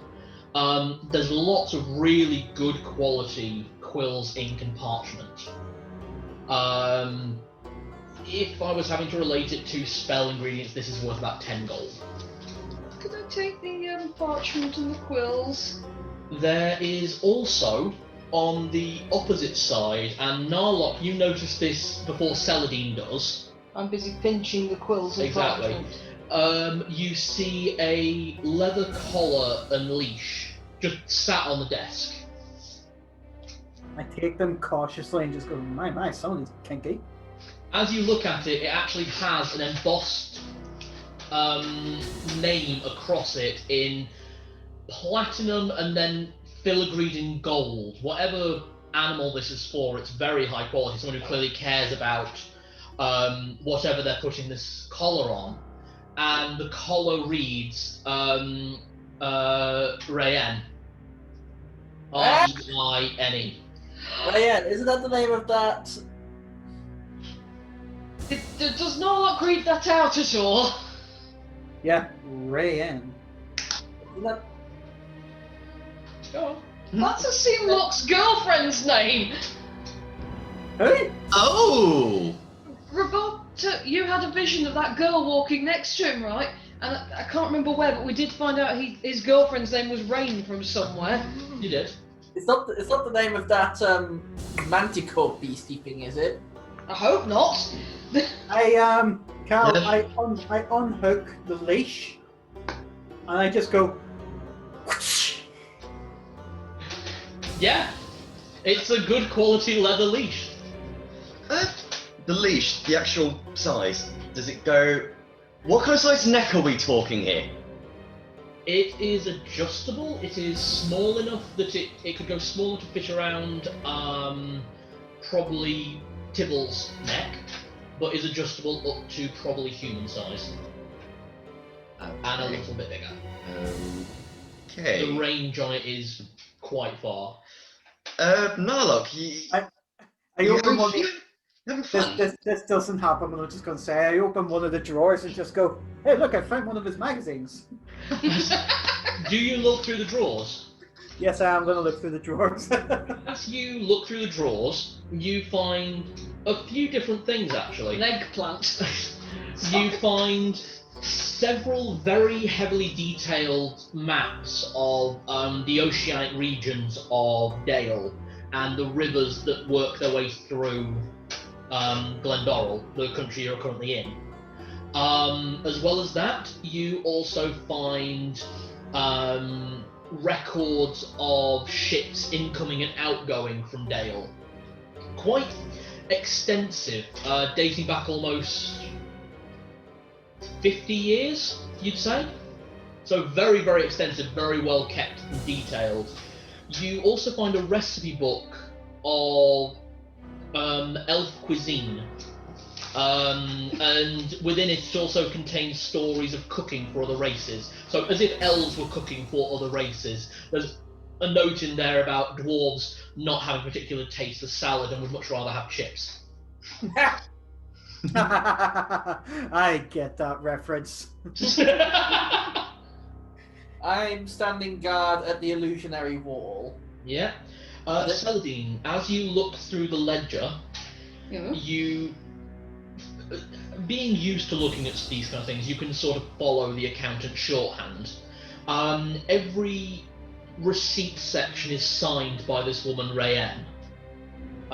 It looks like she may have been in charge of making sure that people were paid, understanding the incomings and outgoings of whatever was going on, not just here, but in further areas. You get the idea that it costs a lot of money to wage a war, and it looks like Asim Locke is the financier, primarily. Looking through, you can find bills for the payment of mercenaries and income from businesses owned, such as ones in Dale. You get a couple of shorthand. There's HSNT ampersand M. HSNT ampersand M. M. There's EA. Mm-hmm. And there is NQA. Mm-hmm. There is also a note about debts paid to ML ampersand L. Hold on. So, what was that again, sorry? ML ampersand L. ML ampersand L. L. It looks like that appears to be some kind of debt that's been repaid.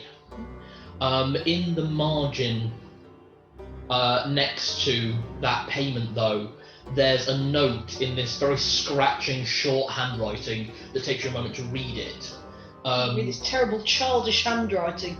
It says boss asterisk, and then at the bottom there's an asterisk at the bottom of the page that appears to link to this that says arrogant bitch. And that is all you find in this room. I've been looking over the maps and I just sort of look to everyone. I've got a bad feeling about this. I've got a bit of a bad feeling how you've taken so much interest in that leash. I hand the maps over to Celadine and Zed and say, he has been very meticulous with these. Look how detailed these are. Could Celadine and Zed give me an intelligence check on this? Anything? Can I add book smart or anything? You go straight. Zed, can you add your world lore? That's 10. 10? Ooh. 7. I'm wise, but I'm not intelligent. And neither of you notice that. Both of you are interested in how detailed these maps are and how meticulous the information of outgoing and incoming is. I'm trying to match stuff up to things I can see on the... Because we need to head to Dale. There's almost too much information. Could I keep these to look at them again later, do you think? You're welcome to take them. Are we taking that? I point at the collar. Yeah, I meant to ask her, do you think she's a werewolf? I honestly think this is his, not just... He said that was his pet the last time I saw it, that dragon. I think she may well be. Oh. I've not heard of a were-dragon. Can I examine the collar to see if it has anything that might...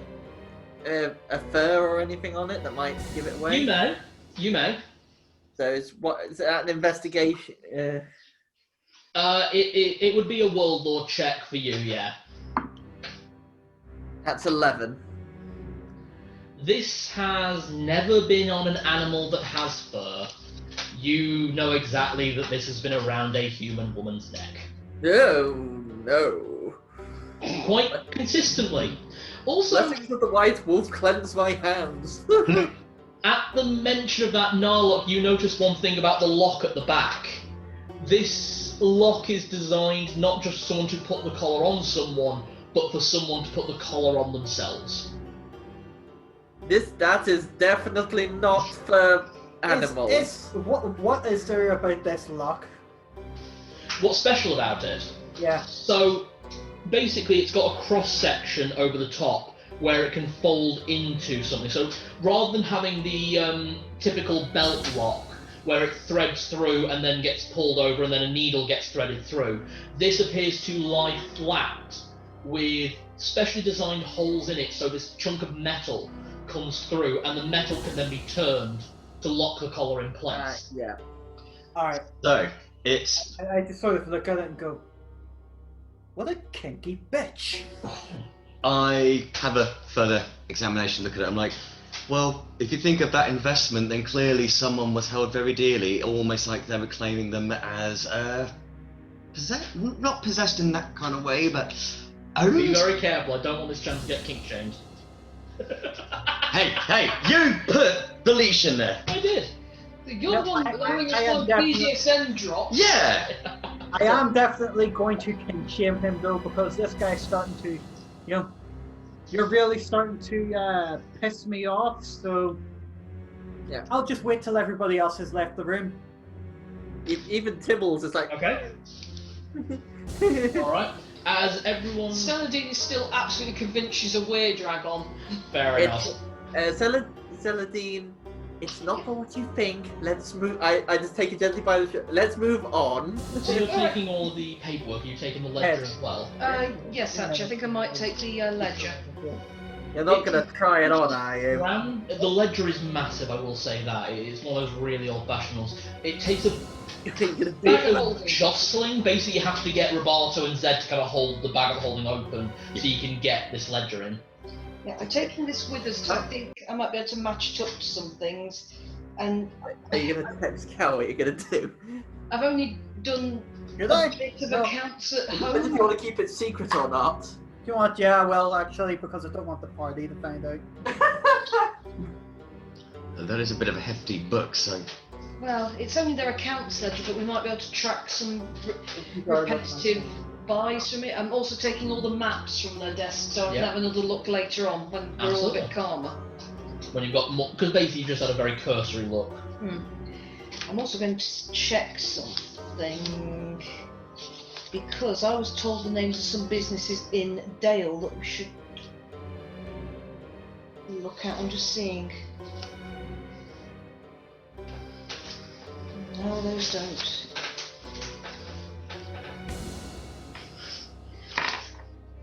Does anyone know any businesses in Dale? I've just tried to match up the ones I know the names of, and none of them match up to the shorthand that I've got here. It's alright. As we stood outside, Celadine's talking with Zed and Roberto, asking do they know any businesses in Dale, because I'm trying to match up the shorthand. And then Narlock rejoins you after a moment. And we will continue when Nick comes back. Just quickly, does anyone know any? Because I've just tried and the only ones I've got don't match up. I've never been through Dale before. Oh wait, have I? You started in Dale, but you didn't spend much time there. No. Tell you what, give me one intelligence roll, and I might give you one of the acronyms. Because the businesses I've got are the Moody Tweaker, What did you roll? No. Not happening. Bookshop. I was too busy trying to pick pockets and then found out that this place doesn't really have a lot of money. Well, it has a lot of money, it's just got a shit ton of guards. Oh, that's what it was. Yeah, it's like everyone's pockets are lined with gold, but everyone also has like someone watching their back, so it's like Exactly, yeah. You've got the Moody Tweaker. That bookshop you told me about, and the Soul Forge. The bookshop is called the Suffering Succubus. That's it. Oh my! He did mention, the guy I asked did mention there's a black market, but he told me just don't go in the third tent. Yeah. He didn't name any businesses beyond that. Were that all the shops that you were given? That's all the ones I've got written down. Yeah, I think those that's are the all. only two he gave you. that would deal in things that you were looking for. There are other shops there, but those two are in the black market. I don't know if you eat for now. It's heavy old. You're not going to the third tent party. They're all feed out. Alright, so carrying on, you are in a crossroad at the moment. If you go left out of the secret room that you were just in, you will go back to the hallway that you were in. If you turn right, it goes a different direction back around this room. I can show you what it is. I'd say we go right for now, because if anything, we'll end up back in the first room. If Alright. not, we might find another room. Right, so we have just been in there. I say turn right and follow round. So We've that just been in this one. got it. So go right and follow around. Okay. Okay, you follow it round, and as you turn round the corner, shall I wait till Nick gets back, or can he hear us? He can still hear you. He's just in the Okay. kitchen. So, as you turn right and go around the corner, you find the right-hand turn that leads back to the corridor you were originally on, but you can also see to the end of this corridor, and it turns right into its own path. This is how your map has been adjusted. It's only very quick. Okay. It looks like we're sort of going into this spiral up here. So it might take us into another room or a stairway, but either way, if it's a stairway, we can always come back to it after we've explored the other rooms. If it's another room, just explore the room. Okay. I like your thinking, yeah. Could I borrow the book really quickly? I just want to check one of my spells. Absolutely. There you go. Might use it, might not, but I just need to familiarise. Is it something you're considering using right now? Not now, but I might use it a little bit later. That is absolutely fine. So, carrying on up the corridor, you turn right, and everyone walks into a very well-furnished room. Just need to get my descriptions. There we are. It appears to be a very well-furnished reception room. Okay. It looks maintained, if not recently used. Like, in case someone turned up, they could easily make the room accessible. But it does not look like it's been used recently. There's a guest room. No, it's a reception room, so a welcoming room. Okay? Could everyone give me a perception check? The room is relatively well lit. I can't remember, do I roll advantage or roll a separate one? Roll 2, one with your own stat and then one at plus 12. 22. Oh, it's 14. Okay? So 13. 18. 18. 13 and 22. Means Yeah. they can see really well. Nice. So the entire party see what is in this room. To be honest, so initially what everyone sees is there is a brazier with fresh coal with a chair next to it, clearly to warm or look by. The coal is not lit. It just is there as if ready to be used. There's a light coating of dust within the room. There is a magnificent pillow. Absolutely massive on the floor. Imagine one of those giant beanbags, but like a dog bed at the same time. There is a second chair in the room as well, set up next to a very, very good quality bottle of wine that has been unopened. And last but not least, everyone in the room sees the empty bookshelf in the southern edge of the room, and every single one of you know in an instant it's a secret door. You all roll that well on perception. Can I take the wine? You absolutely can. You know that this wine to be of very good quality, and you would personally buy this in a bar for about 15 gold. Excellent year. Hey Roberto, let's say we celebrate when we're done here. I just showed him the wine. That sounds like a good idea, my fellow. That pillow looks very inviting. Excellent, yeah. You want it? I'm just going to put my hand on it and just. Can I just do a quick scan of the room for mimics before he jumps on that pillow? Give me the Good scan idea. and then give me a con roll.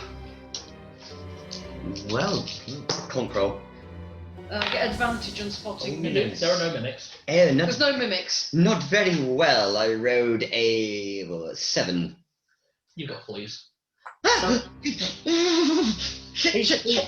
He's sinking into this big comfy pillow, going and I just go no, and slash the thing open. It's just a pillow.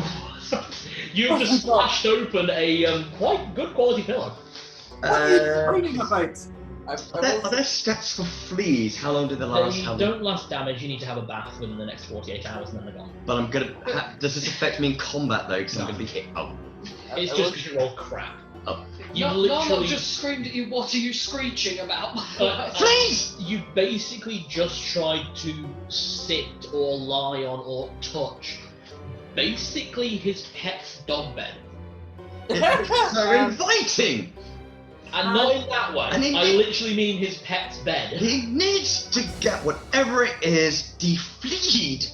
Ow, Can you I Fire. catch one of the fleas on him want to catch one of the fleas? What? Do some Mr. with my Miyagi fingers shit. for a reason?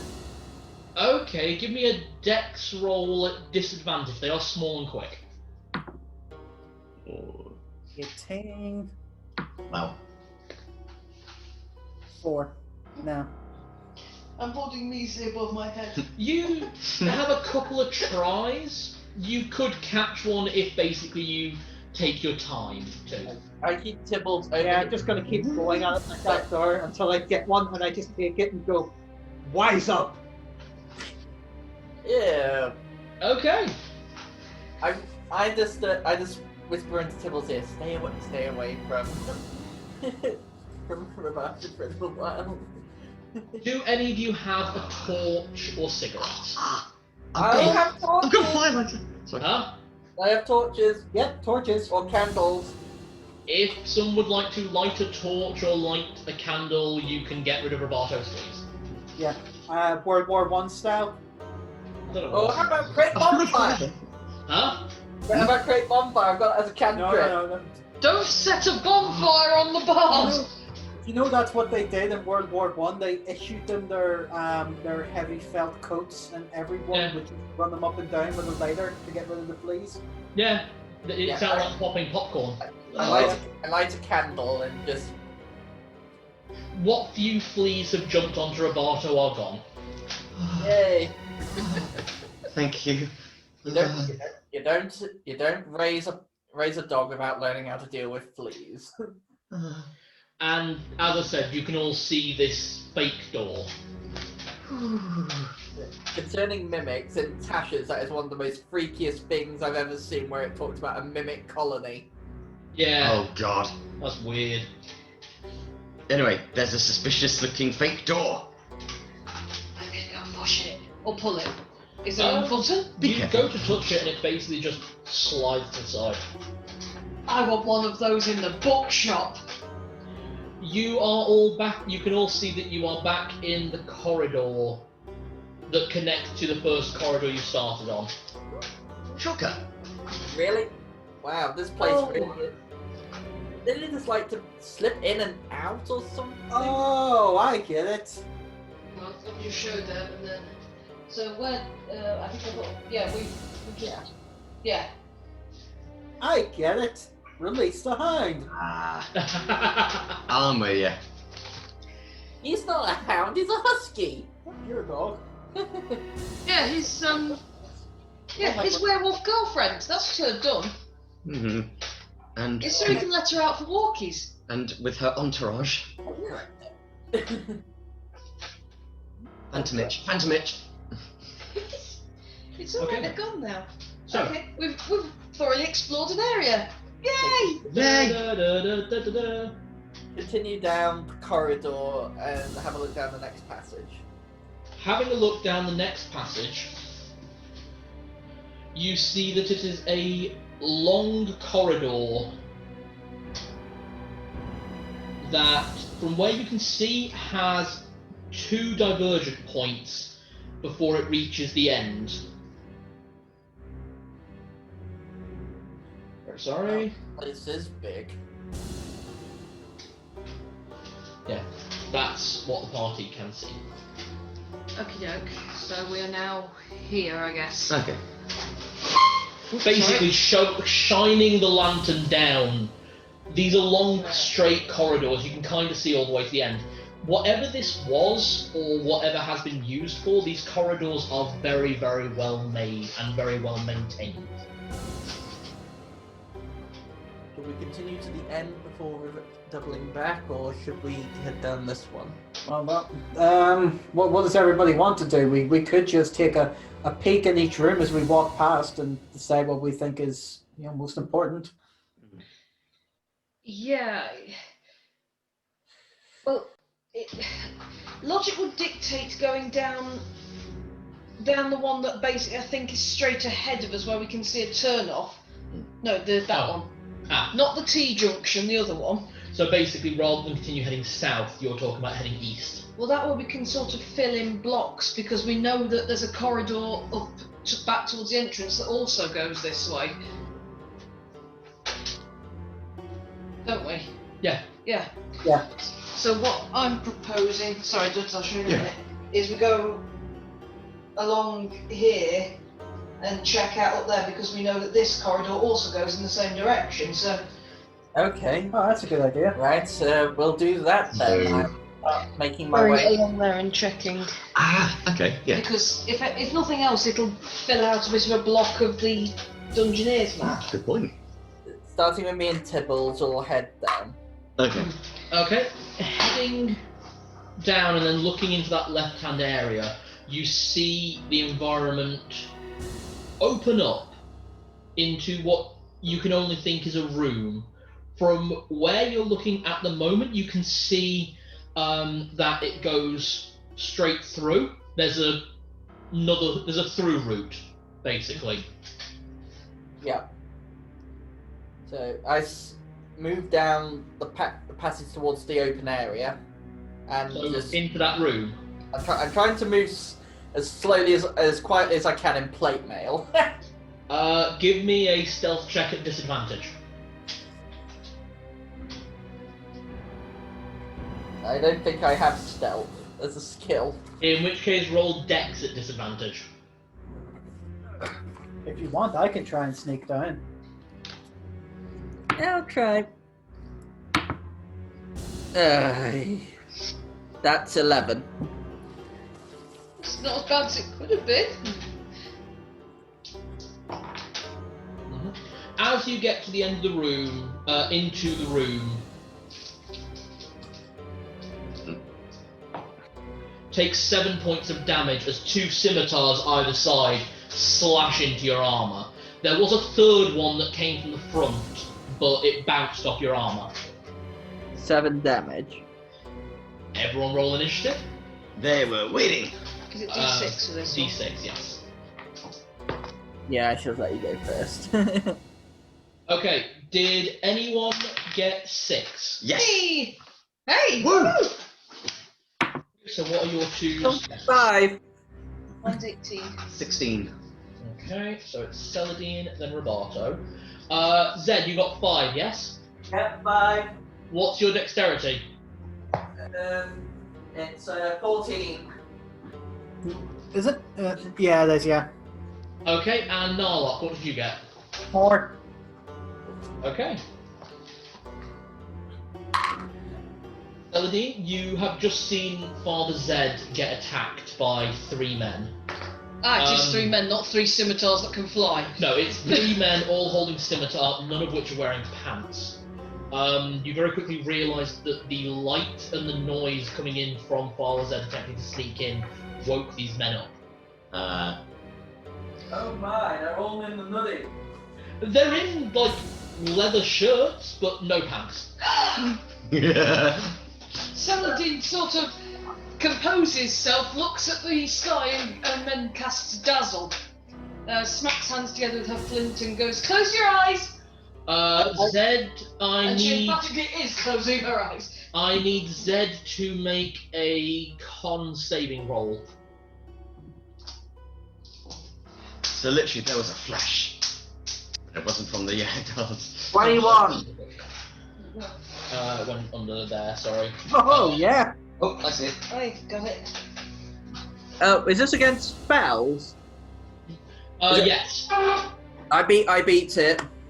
Fantastic. That's okay.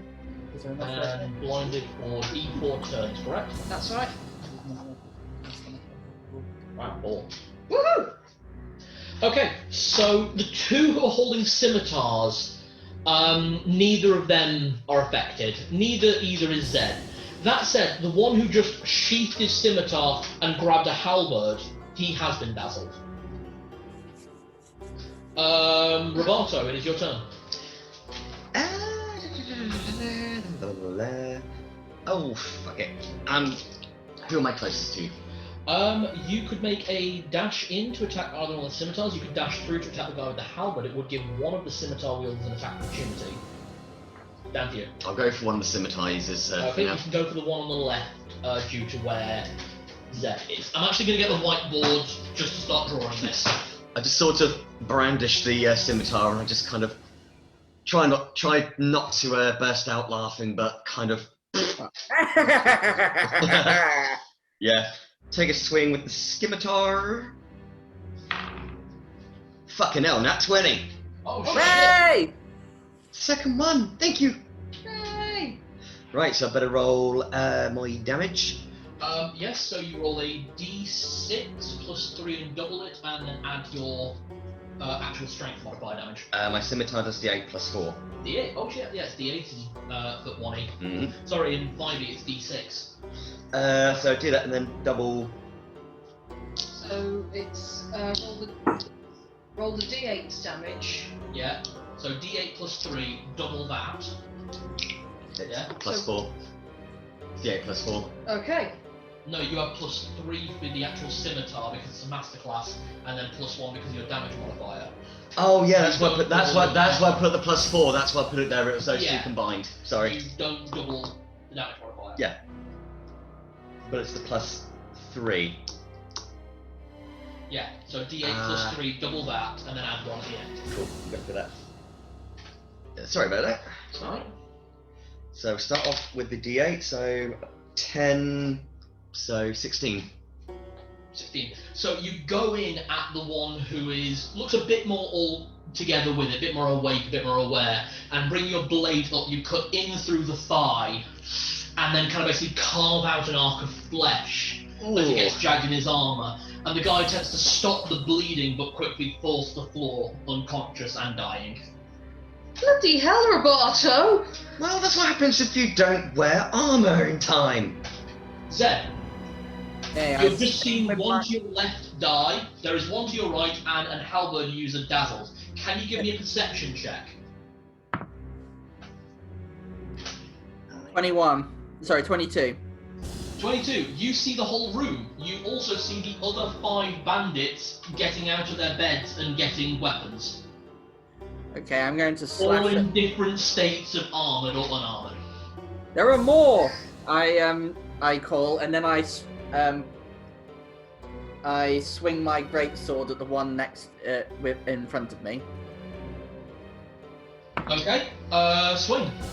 Okay, Swing, bada. I rolled 16. Have you got all the details? I do indeed. Swing, bada. Sonic. Hit. Nice. Hit. Hit.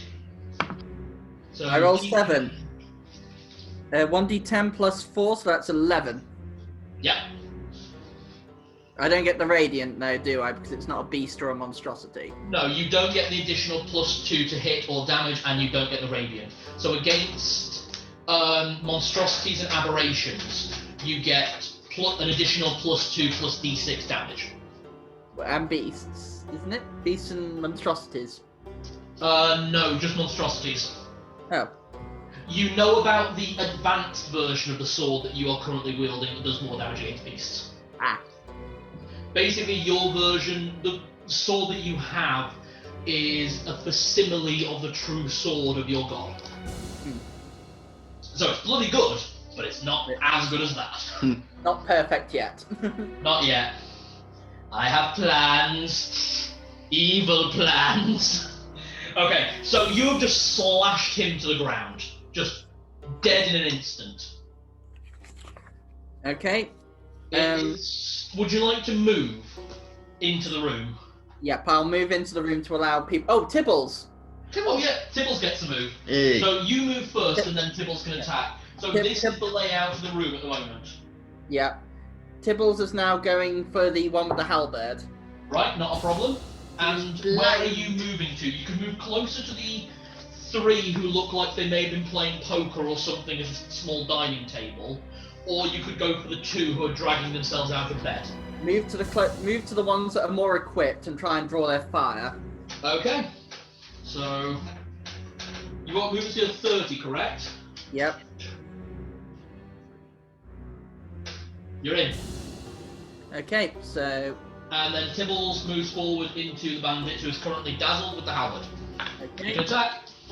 Oh, that's not. Does he get advantage because of dazzle or No. no? In which case he's probably missed. He rolled a 3. Yeah, that's a miss. No. Oh, sorry about that. I just need to go to the toilet very quick. No worries. Get me a drink. Shame. If I had been able to sneak up on these guys, I probably could have turned one into a kebab. I'll do 3 times damage. Is it 3? To be honest, if you're not paying attention to you, you might still be able to. Yeah? I'm pretty sure actually can flank them. They can't see me. I have a +7 to my sneak, and if I fail, I've got the earrings on so I can try again. So basically roll it with advantage. Nice. To be honest, you're looking at how he's drawn the map up. You're well behind me and Roberto, so you could probably drop into sneak and sneak in. I mean, I doubt the room was that well lit. And then just do a Deadpool with the dagger and the sword and just go shh. Yes! I am just looking through my spells and working out if there's anything useful they can be, or whether to try and save them. I need to check what colour spray actually does again. 95? And in other news, I lost Whamageddon already today. Already? Yeah, they played the original Last Christmas one as soon as I started my shift. So, but that's alright, plenty of time to prepare for the zombie elf invasion. Yeah, they want to eat your ankles. You lost on day 1. I know. So I saw someone else have a status saying that they lost on day 1. I'm like, me too. Alright. You're already in, what is it? You're in Wham again. I'm already out. Okay, so the bandits make their attack before Narlock gets in. We were just making the argument, I don't know if you heard, Narlock's well behind Celadine and Roberto. Are they even aware Narlock's there? I'll have you make a stealth check at the start of your next turn, yeah? Yeah, that's no problem because I wanted to stealth in anyway. And I ruined it! Yeah, I want basically if they haven't seen me to be able to stealth in on one of them and just go with both swords. Surprise! And stab him. Yay! Surprise, that happens. Supplies, motherfuckers. Long size, motherfucker. Weak dies, motherfucker. Some pies, motherfucker. All rise, motherfucker. Snake. Roll dice, motherfucker. Okay, so the 3 around Zed are all going to make their attacks. So the 2 of them that were at this side of the table. So basically where Zed is, he's got one to his right, one to his left, and there's one across the table, kind of blocking between, and that one has just pulled up a short bow to shoot at him, and the one next to him has picked up a spear and he's going in both hands, and the other guy's just drawn a broadsword and going in for a big hack. Okay.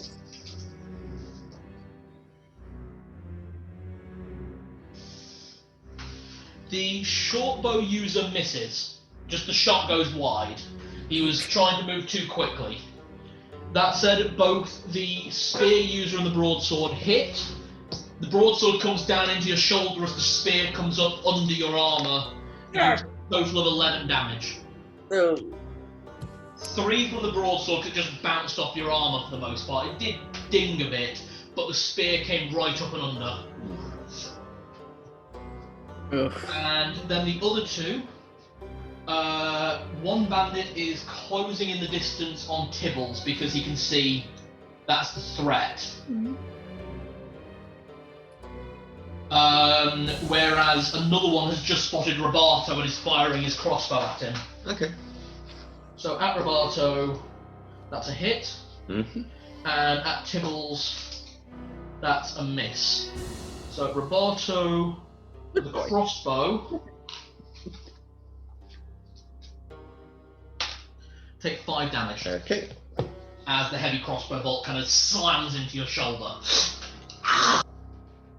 Narlock, make your stealth check. Do not let me down.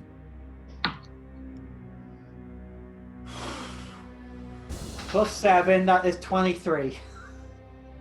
Wow. Okay, yeah, you are stealth for this round. You can basically go in, pick your target, and make your attack. Yes. Remember, Okay. you do not get backstab on long range. The one with the spear, I am going in with my dagger and sword on him.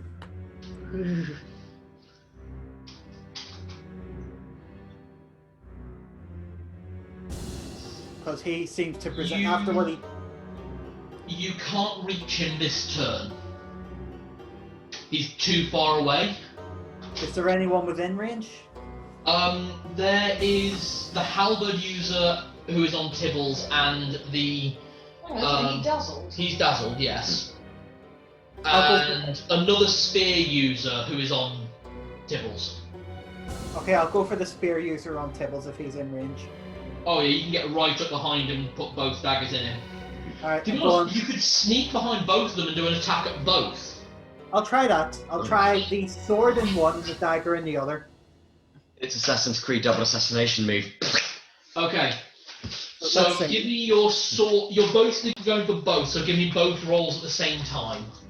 Okay, so swords a 9.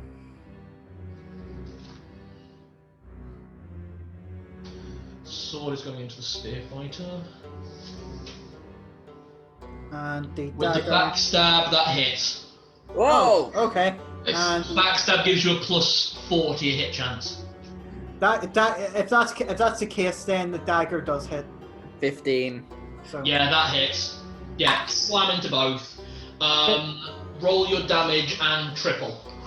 okay. So the dagger is doing D3, the broadsword's doing D6, and triple D3 The plus dagger should be doing D4. D4 plus D4 plus D4 plus 1 plus your strength modifier. so that's +2. Okay? That's gonna be. I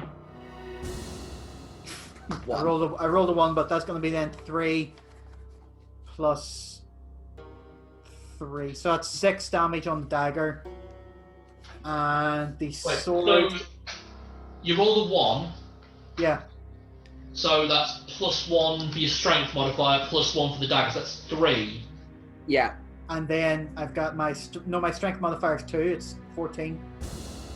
Yeah, but there's a different damage modification in D&D 1e. Oh, I see. Yes. Yeah. Okay. So that's So that does 9 damage to the halberd user. Yeah. okay. And now for the sword. Yeah? Which was also a 1. Same again. Also does 9 damage then, because the sword is also a +1 weapon, plus the 1 damage, triple 9 damage. Yeah. Second first, same as the first. Okay, so the halberd user who is dazzled, you bring the dagger up and you kind of glance off his armor, but then you wind up chinking him in the neck, and he just drops. The one with the spear though, you kind of get the shot in a bit better. You kind of try and go. You're trying to aim kind of basically through the kidneys and out the other side, but you wind up glancing it through. So you basically put your sword through his side, like going from the kidneys to the front. Ooh. He is still up, but he is badly injured. So He could possibly survive at this point, but it's going to be a bad time. Yeah, it is now Celadine's turn. So there's a bandit next to Narlock, yeah? Yeah, there's a bandit between Narlock and Tibbles that you can see. But to be honest, I know Roberto's going next, and he can probably, because I know Roberto moves before the bandits, right? Yes. I would like to move into this corner, if I may, and then use my will flail at range to hit that one. My will flail's got a range of, I think, 25. It's a tight squeeze. You'll take an attack opportunity at advantage from that bandit if you do that. At advantage? It's a very, very tight squeeze getting between Roberto and the bandit. Do you mind if I then just attack him then? Go for it. Okay, right, I'm just going to go for him with will flail at advantage. Okay, you're going for the will flail attack. Okay, make your attack. You don't get advantage, sorry. I don't get advantage, but he does. He would have if you tried. Basically, you'd be trying to go, like, excuse me, in the middle of a fight. Okay, that's 13, because I've got a +1 on it to hit. I've already got that Oh, calculated. never mind, so I rolled a 12. Rolled a 12. Which one's that? What's the spear user? 7. That's a hit. Okay, right, so will flail at range d6 +1. Yeah, you don't get any strength mods, do you? I do not. I've only got written down what I've got written down, so Yeah. 5 damage anyway. Fantastic. So as you try to work out what you're doing, and you wind up just spiking the flail forward, because with the range attack you don't use both hands with a melee, you do 2, quarter staff. You fling the flail forward, and you wind up getting him as Narlock draws his sword out. You get him in the same spot that Narlock just drew out from. And you just see the blood spurt out the front as the guy just falls to the floor, holding his back. Good shot. Roberto, you're up. He's dead. Yeah. So, So you are here. bandits. There's this bandit with a light crossbow over here. Okay. There's these two bandits, that one with a spear, that one with a sword, and that one has a short bow. That's the fucker that shot me, wasn't it? Yes, it is. Would I be able to get in close to him? Just. Use up your entire movement, but yeah, you'd be there. Yeah. So, I just charged him. What the other? Oh, fucking hell, not again. I think they're in that third drawer down. Do you mind? Yeah. Thank you. Sorry, everybody. Yeah, right. Sorry, the dry wipe pens are running out. Well, at least the original one is. Right, make a swing at that guy. Yeah, give me your attack. 11. What's this Helix marker? Is that dry wipe? Yeah. Okay, cool. I'm not sure. Oh, I get the nose. Right, 11. 11. If you want to be super sure, that's definitely a I'll take dry that, thank you. And that's with your scimitar, yeah? Yep. That's a hit. Okay. That's definitely a hit. And +4. 6.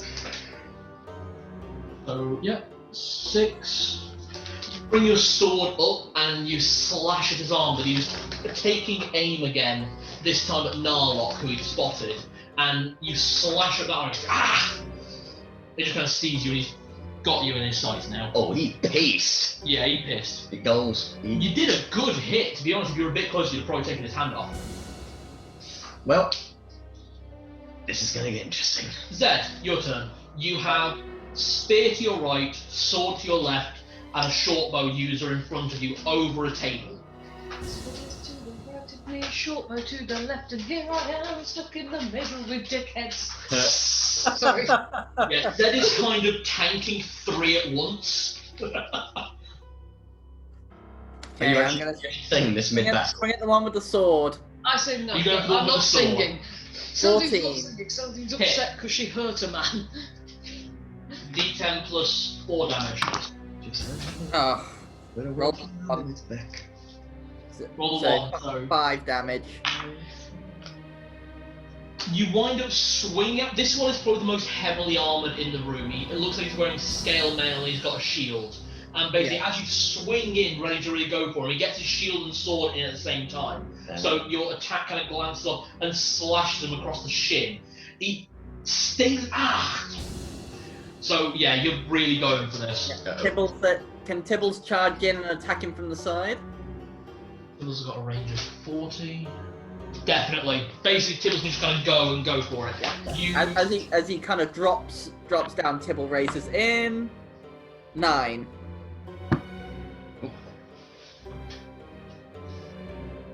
Miss. Uh, Well, Tibbles technically hits. He lands directly on the guy, but the guy's in such armor, Tibbles can't get a grip to get under the armor. Little help! Okay. So I will start with the one with Dudley with the crossbow. He's basically just raised the crossbow in front of Roberto and actually tries to smack you in the head with it. And it's at this moment you see that the crossbow's been fitted with a very nasty spike. Ooh. He. That is a miss. You kind of just go, what? Nope. So yeah, it goes over your head. The one with the broadsword, who you took a swing at his leg, and then Tibbles just kind of come on. He attempts to slash at Tibbles to throw Tibbles away. Miss. Drops before that happens. What, Tibbles has latched onto his armor, he swings and just flings Tibbles around with him. The spear fighter attempts to come back in on you, but you feel it kind of chink off the plate mail at your back, and just absolutely no damage. The short bow user, he's decided he wants in on this, and he's making an acrobat. He's going to try and look really cool and sexy. He's making a jump over the Who's he trying to impress? his mate. But he's doing a slide over the table to try and kick you in the face, while also shooting his bow. Oh, okay. I am not saying this is an intelligent move. I just know that's what this character is doing. Please roll a 1, please roll a 1, please roll a 1. His acrobatics sucks, so he winds up just lying on the table. Rather than... Does that mean he's prone? He is prone on a table, but he has just shot Zen. Oh, fuck. So he's just like, eh. Yeah. Wow, 6 damage. Because he's presumably there now. Technically directly in front, yeah. So I'm gonna bring that It's important to know because I've got spells that... Yeah, locational. he sort of turns around to his mates. I was meant to do that. So Yeah. he is technically prone. He's basically on his back, on a table, legs sprayed open with his bow like that aimed at your head. And he Right. did shoot you for 6 damage. I can either do a woo. Pretty much. Narlock, it is your turn. You are completely out of combat. You can see to the left you have Roberto, who is dealing with this guy with a light crossbow with a spike on it, and you can see Zed and Tibbles are dealing with these 3 guys who are a bit more heavily armored. I already know what I'm going to do, Yep, because no one is in contact with me unless I move into combat. correct. So before I move into combat with Roberto, the guy who just jumped up on the table with his legs spread, my Yeah. dagger of instant hit, I am going to hurl it at his nuts. Yes. Yes, 3 other nut slayers! He's prone. Oh god. This is gonna hurt. He'd normally have an armor class of 9. Prone, he technically has an armor class of 12, which is technically less than naked. So, Well, what am I- he's presenting a Hits no target. matter what. Yeah. Roll the damage. so D4 plus 3, essentially. Yeah. Here are my That was nuts. 4, Please kick- so 7. Ah. 7 to the nuts. Here are my testicles. Please kick them. He's pinned Jesus him, Christ, I just saw how much hit points he had. pinned him to the table as well. Oh God! He's dead. Yeah, he's dead. You basically launched your dagger of true shot, and the dagger has kind of gone in, probably just hitting the thigh, and it's just kick, and he's gone. Ah! Instant kill. I just checked. The guy had 2 hit points. Oh my I must have God. rolled snake eyes on his hit points, because these guys will have like 2d8 hit points. So can I move to attack anyone else in melee range from here? You can rush in at the bandit who's currently attacking Roberto and make an attack with your sword. You can't make another offhand attack. No, that's fine. I'm going to do that. I'm going to move in and just attack him with my sword because I don't have a dagger now. So Well, you've got a couple of basic daggers, haven't you? I have. Oh, hang on. I have one. Yeah, one basic dagger, but I would have to take an action to unsheath that. In fairness, so I'm just going to go in with the sword here on this guy. Yeah, you will have your dagger drawn by the start of your next turn, because it's a free action at the start of the round. Oh, thank you. No problem. Okay. Roll to hit. By the way, this is not a backstab because you're rushing him straight on. That's a 6. That's 6, yeah. I don't think I'm gonna. We'll see. No, No, I don't think so. it wouldn't even hit if it was a backstab.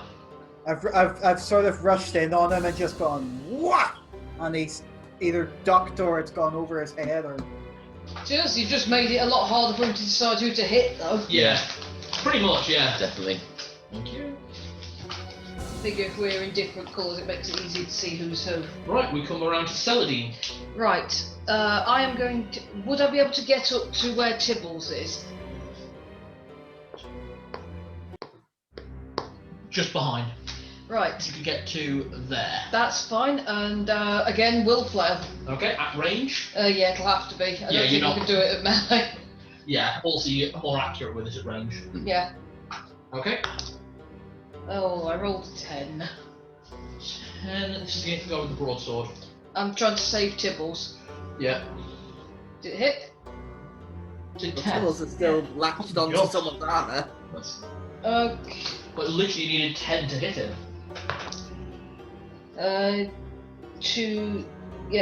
4 damage then. 4. You smack him with your quarterstaff. So I did get the I did get the funny image with the one trying to hit Tibbles, but he just swings round. Do you know those things that you put round your leg and then you swing it and jump over it? Oh, Oh, yeah. yeah. Skip it, So innit? he's gone like that. Tibbles has just spun right round him while he's still clinging on. Well, it's kind of good that he did because it meant that he went. Oh, So, Tibbles you is already around back see here. him swinging out at Tibbles, and you kind of catch him in the chest on that side. Just kind of spotted you.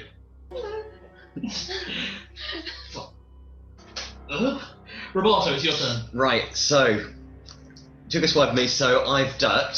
So as I go and down, Narlocker's rushed in at the same so time. my counter strike, because I know he's going down a little bit as well, but I'm doing like a backhanded uppercut. Okay, you want to Swing. go for a backhanded upper sweep, yeah?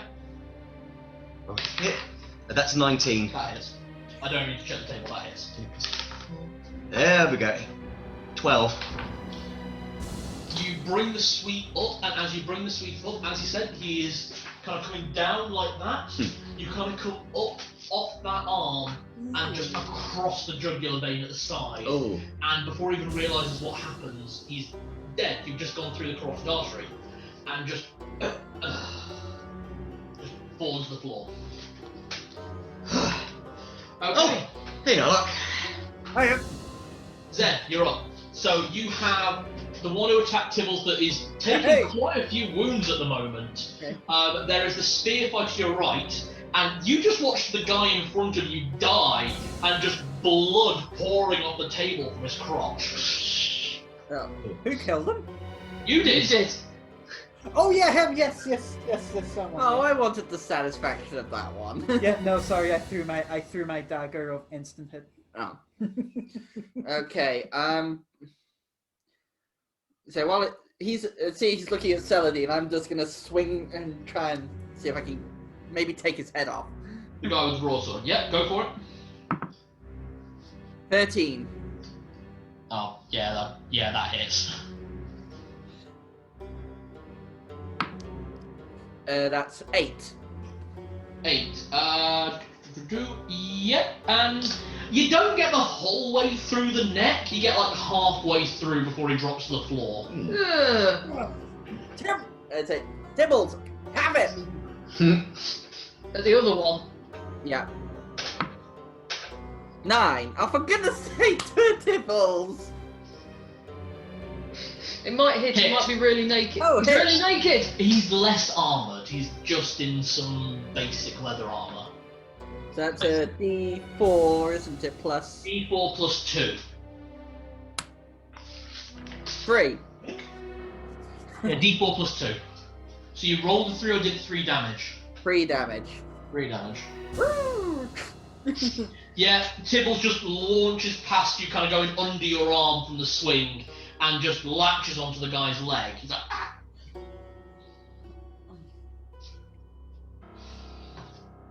You know, he probably would have tried to run, but he can't now, so he's taking a sweep at Tibbles. That is a bad miss. That is a bad miss. Difficult to strike something with a pole arm? Yeah, pretty much. That's why wizards fight at range. Celadine.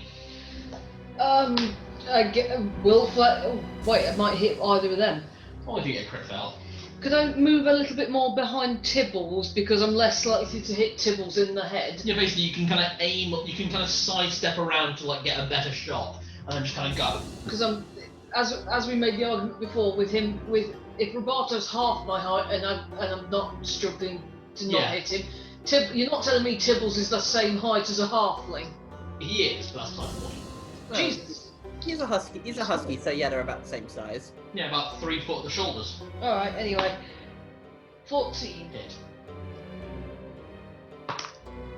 Oh god, I just rolled a 6 for damage. Nice. So that's that's a 9. I don't do this. Nice. Oh god. I guess do the swing the wolf flail around a couple of times, then shoot, and just clue him straight in the face. Yeah, just the clock lands, you hear something crack and snap, Ooh. and the guy just crumples backwards onto his friend's corpse on the table. Sorry. You're out of initiative. Wow. Hey, nice one. I turned Celadine. That was badass. Good shot. I think I might have broken his nose. Nose, neck, skull. Yeah, Well. yeah, nose, yeah, we'll go with that. So I just. Are you alright? Yes, I'll be fine. I raise my hand to my chest and use cure wounds on myself. Alright. You stabbed a man in the balls! Yeah! Good shot! Speaking of, I just go over to him. That's mine. Oh, they aren't. Oh. Fair. I don't want this to be a habit. I don't want ball-based violence to be a habit. It might do, that's the 3rd one for this. Tibbles can have them if he wants them. You're gonna raise fucking manslayer, Does he literally. want the balls? Does he want the balls? Get the balls, get the balls, get the balls! What's the ball? Who wants the ball, Tibbles? Ball. He's the testicles. Tibbles, fetch! The bolts that they have, are they any good for my heavy crossbow? Yes, they are. They are heavy bolts, so they do the same damage that yours did. I shall take them all. Give me a, just give me a roll. I'm not. 4. Pumpkin dice, you're meant to be nice. You start pulling them out, but as you pull them out, you realise the guy probably didn't take a lot of good care of his equipment. He probably just got given it, to be honest, and then he's not really looked after it. Most of the bolts in his quiver are broken, so as you pull them out, you've only managed to retrieve 2 that are any good. Yeah. Would anyone else? Oh, Zed, obviously you healed D8 plus 2 hit points. Yep, didn't roll very high this time. Fair enough. Remember to keep track of your spell slots, because I do. Yeah. Yep, I've used 1 level 2 and 1 level 1. Do you need health potions at all? Because I've got quite a large number of them. It's okay, I'm good for the moment. Alright, if anyone does, tell me, because I've got quite a number. Thank you. 34 out of 54. I'm down 20 HP. Are you sure you don't want one of the healing potions? Actually, yes, I'll take one. Right, it's D8 healing.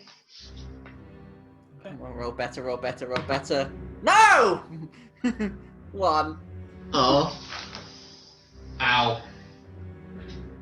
Ow. So I guess that only leaves Roberto if you want to actually search the room if you want to. Yeah. I was wondering what that shield is like that the guy was wielding. It's just a basic shield. Okay. You also can't use shields. I've got a buckler. you shouldn't. You gave me a buckler when I started because Oh, when you started, that was in my starting equipment. Yeah, it was when you started. You shouldn't be using it now that you're a bard. Ah, right, you never said that. Yeah, so- because you have one hand free to play an instrument. I've already Ah. allocated that in your armor class. You should have an armor class of 3. What's the Guys, with it being quarter to 11, are we okay to call it here? I was actually about to suggest that, actually. Should I